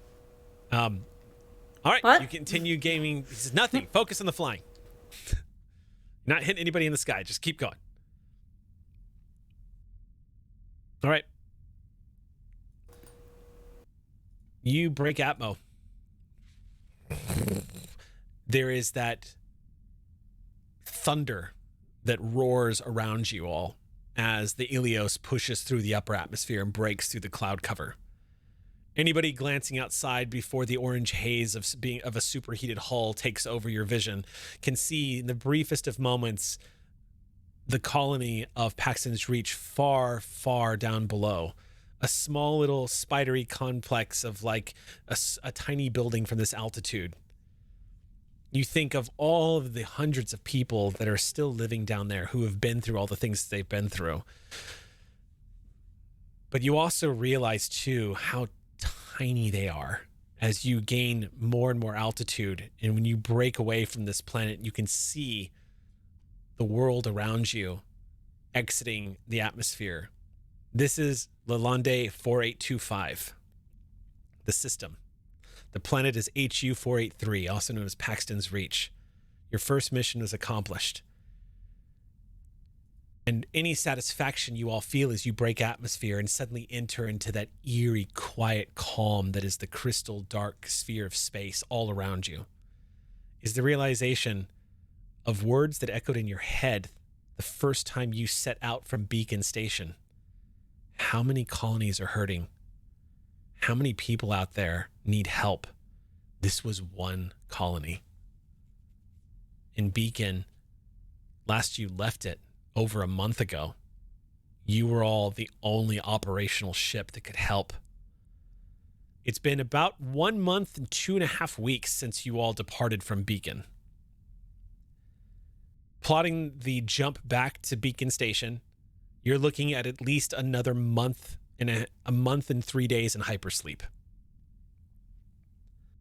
So as soon as you start clearing the system of Lalande, it's going to be about 25, 27 days or so of travel back to Beacon Station.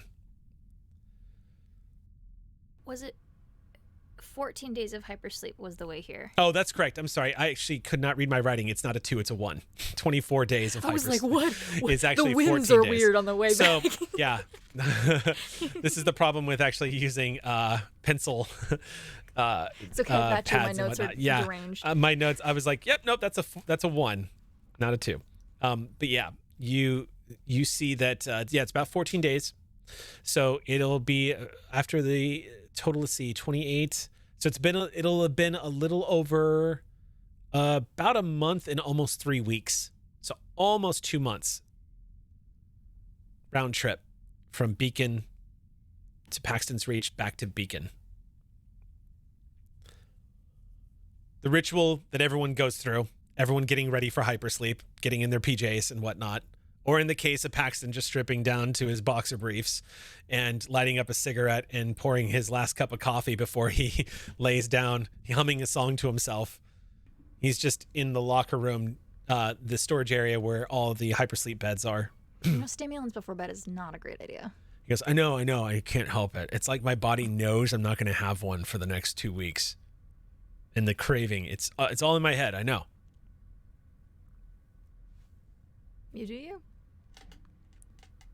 Well, he can do him, but at one point I'm going to take issue with how much you smoke on board this ship, and if I'm captain, I get to tell you when your cigarette breaks are. And you see O'Donnell, like, for the first time since he encountered the Yautja invisible in the corridor, you see this look of horror on his face. He goes, wait, what? Oh, what? What Captain says goes. Fuck me. Come on. Takes the cigarette out of his Tig mouth. just snorts as she like Nosferatu's back down into her pot. Hey, Isaac, O'Donnell says to you as he moves over to his sleeping pod and says, I'm just curious, what books are you planning on reading while we're asleep? What are you catching up on? We were on page 56 of The Old Man and the Sea when we left off. I figured I would pick up there. How are you liking that one? Well, we're 56 pages and almost one full thought in. There's a lot there. Wow. Isaac, that's some really good shade. Well, I hope we all dream of old men and seas, I guess. The ocean. I haven't read it. Stuff? The stuff.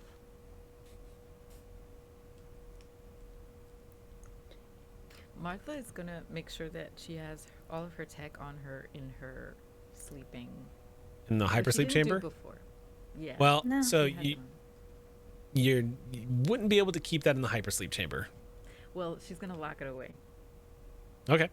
She didn't. You do that seal it up before. into your locker. Yeah, you can seal it away. Put it in your locker, enter an access code.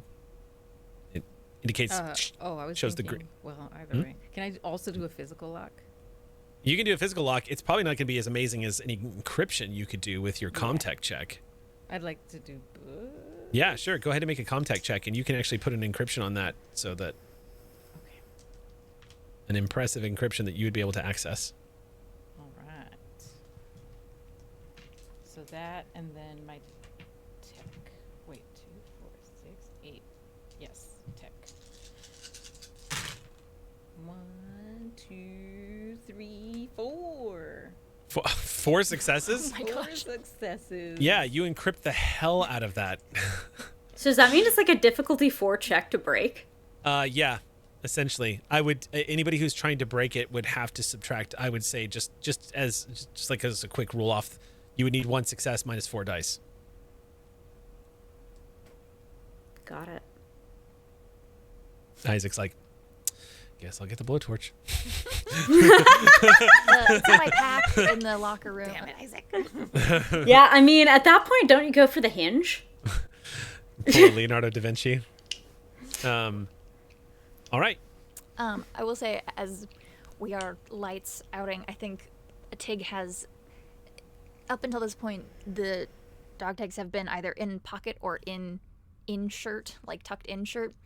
But I think she has them down and has been looking forward to the hypersleep because she's been busy for the last month and a half and has not had to deal with what we've encountered over the last month and a half because she's been busy. And now she's like, okay, now I just don't have to have thoughts for 2 weeks. Yeah. But there is this like lull before the actual sleep where she has no tasks and just has to wait to go under. And she just, I think, is just spinning the 2 tags and kind of has, I don't know, just like a, not quite meditative, but has to sit in everything for a second and just, what happened to you? If the data is to be believed, Gemma is still out there and alive. And the dog tags, as you press them in front, rubbing yours and hers together as you're kind of just flipping them, yeah. You know she died. You saw her die. You said farewell to her before you were shipped out again on the next leg of your tour. You just assumed that her body was taken back to Earth, where she was buried. Or cremated, as it were.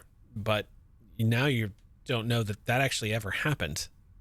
There's some open-ended questions, Tig. Obviously, a lot of them. If what you saw was dated correctly. But then when else would she appear on footage like that? She was You two were inseparable. You were in the same unit.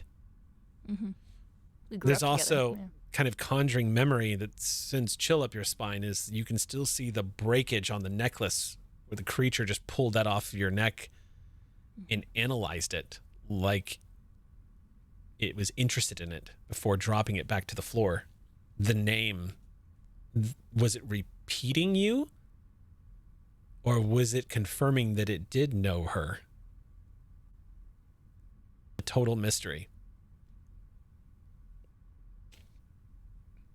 She goes to sleep with it in her fists. And you clutch it to your chest as you close your eyes, just as the canopy starts coming down.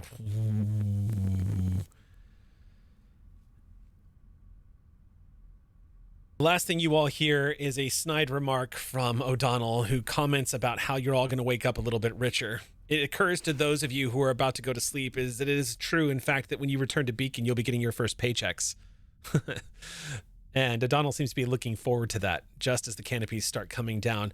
O'Donnell gives you a quick salute, Isaac, before he kind of settles in, and you see the system start activating and going online.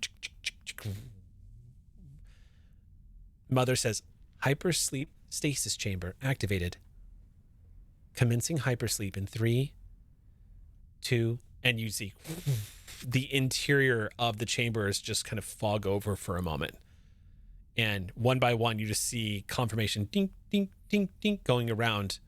Albright, Tig, Martha, O'Donnell, each of them entering into hypersleep.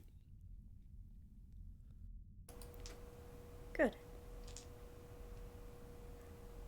I'll go perform all of my checks around the ship. How far out are we? Can we still see the planet from the window? Yeah, you can still see the planet. There's a viewing port towards the very back that you might be able to see the planet out.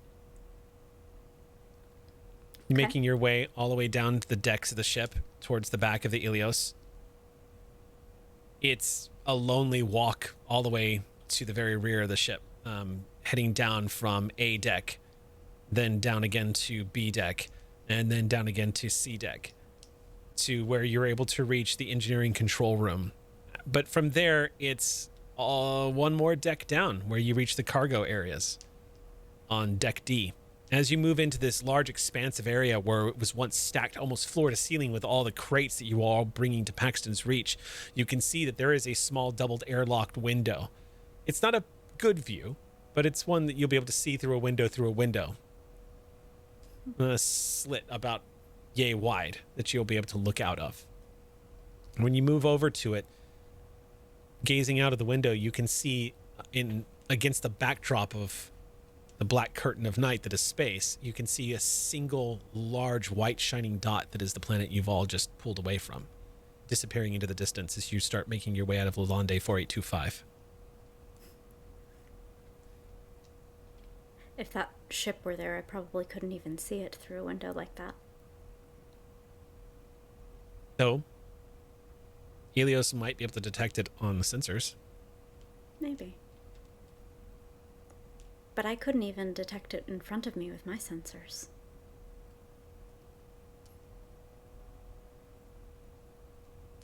Bye, Bishop. I'll go back upstairs now. You make your way through the cargo bay into the main generator area to the lift. The lift takes you up one flight. It's just sort of a cargo lift heading back up to deck C. From deck C, you proceed your way down one of the many corridors of the Ilios, past the landing claw chamber, through the next hangar, into the coolant cylinders, where you climb a ladder. The ladder takes you up to deck D. Then it takes you back up to deck A. You find yourself alone on the bridge, Isaac, with a book. You see Mother initiating the hyper jump in 20 seconds as the course is plotted. Back to Beacon Station. I'll look real quick. I'm not Martha, but hell, why not? Since the thought did occur to me, like a little voice whispered in my head. So you want to take a look? Why not? Like I said, I had the thought. The very foundations of the thing that is a role-playing game is based on why not. So let's do it. What's the state of our Superpunk points? Let's see. You've spent 1, 2, Enough. 3, 4, 5, 6, 7, 8. You've got 3 more. Mm-hmm. So yeah, you As can O'Donnell might say, smoke them if you've got them. smoke them if you got them. All right, so we are doing our very first sensors check. So, detection. Starship sensors have an extreme range of up to 8 zones. When 2 ships enter into each other's range, they will automatically detect each other's presence. If you use space combat, we're not worrying about that. Transponders, it's okay. So you are going to make a. What does the sensor operator make? Declaring the actions, sensor operator actions. It's a comtech check. That makes sense. Yep. So Do make I a get any bonus points from Mother as like a gear bonus?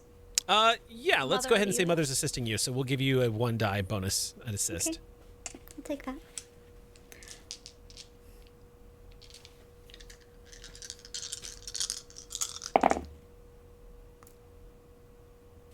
One. If you're I using got somebody, one. And it's not even on her assist for the record. It's on okay. my dice. Mother detects the presence of the colony of HU 483 listed on as Paxton's Reach. It detects a couple of celestial anomalies, such as floating space rock and gases that can be detected off in the distance. And it detects approaching the solar sphere of leaving the system. And nothing else. Except for great expanse, the immeasurable, incomprehensible emptiness of the universe around you.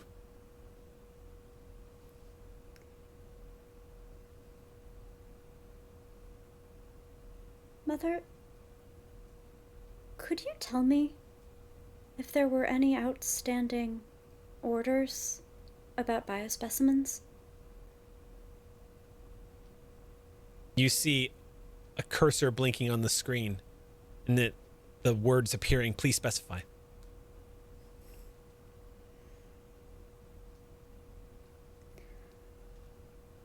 Fitting the following description. And I'll relay. Okay. An appearance of the Pale Man. The words that appear on the screen note that does not match any known biological specimen in the database. What about the other one? That does not match the known biological makeup of any specimen known in the database.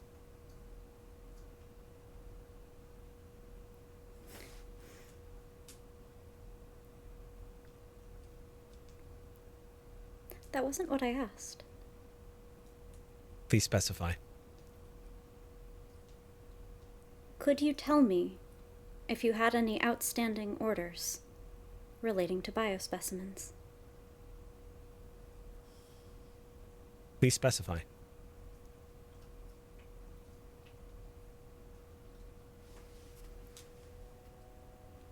We'll talk later. I'll get up and leave. And you walk away from the blinking screen. A few moments later, you hear the as the hyperjump engines spin up. There is a humming noise, and you feel the sensation of the ionization of the entire ship. And the Ilios jumps to hyperspace, as it were. FTL travel is initiated, and you guys jump. And that is going to bring a close to tonight's game and wraps up the mission on Paxton's Reach. We did it! We helped people! We did it, and we lived. Saved a lot of people. A lot of people. That's going to reset all of your story points. So thank you to everyone who is contributing at the Superpunk level and higher. Thank you to everyone who contributes at all. Keeping in mind that games like Beacon and the things that are coming up are all because of the support that we get from Ox Crew, and has been ever since our early days when we were sitting in the chairs on the bridge of the USS Sally Ride. Thank you so much for everything. We appreciate the hell out of it. We hope you enjoyed this adventure. We will be back next Monday night for the epilogue of this particular journey, and a wrap-up of what took place on Paxton's Reach. A lot of questions that may or may not be answered. Before we head out, though, I think it's appropriate that we handle some experience points. Yes. So let's do that right now before we jump off, because we actually wrapped a few minutes early, so we can do that. Spending XP. Okay. So, did you participate? Everyone gains 1 XP. Did you risk or sacrifice something to further your personal agenda? I'm going to say yes on that one. Y'all did some risky shit tonight with the strange invisible intruder. Did you risk your life for a buddy or NPC or a buddy PC? That's a definite yes for the group. Thank you, Isaac. Did you challenge or stand up to your rival PC? That didn't happen. Did you make a panic roll? Yeah, there was a panic roll. You started the game off. Thank you, Doc. Did you overcome a dangerous event? Yes. Using violent or non-violent means. That's another one. Did you make a significant discovery or revelation? Gee, I don't know. Maybe 1 or 2. I'll say yes. Did you perform Significant though. Man, Just y'all are. lunch This is. preferences and like. Did you perform an extraordinary action of some kind? I would say you wrapped up the chapter, so yes. And the last one, which is specifically tailored towards the trucker style play in Alien, did you earn any money? Yes, you did. Woohoo! Yes, y'all are getting paid when you get back to Beacon. That's a lot of XP. Y'all pretty much got yes on every question except one. Oh, wow. So how many is that? 8. Yeah, 8 points. That is a hefty load of XP for this game. Holy moly. Good game, y'all. You saved the people of Paxton's Reach. Ugh. And more importantly, I just got to say for the record, really, really, when it comes to situations like that, I leave it to the dice rolls, and I was seriously nervous for everybody, and that got a little close. Could have been bad. Could have been bad. The two moments I was waiting for were the 2 moments that I was like, oh God, here we go. Is Martha aiming her gun and Tig going for the syringes? I'm like, here we go. It's going down. I'm gonna need to commission new artwork. I was seriously worried for everybody. I was just worried for everyone. That was dangerous. Oh, A little bit. I thought we were just chilling. a little bit. Yeah, we were just chilling. A little bit. We were just chilling and playing with some laser toys. Yeah. So anyway, that's going to wrap us, y'all. Thank you so much for joining us tonight. We really appreciate it. As I've said before, we will see you next Monday. Hopefully we'll have our full cast back, and then Noir can enjoy all this juicy XP that he got for sleeping it off. We will see you then, my friends. Until then, sleep well.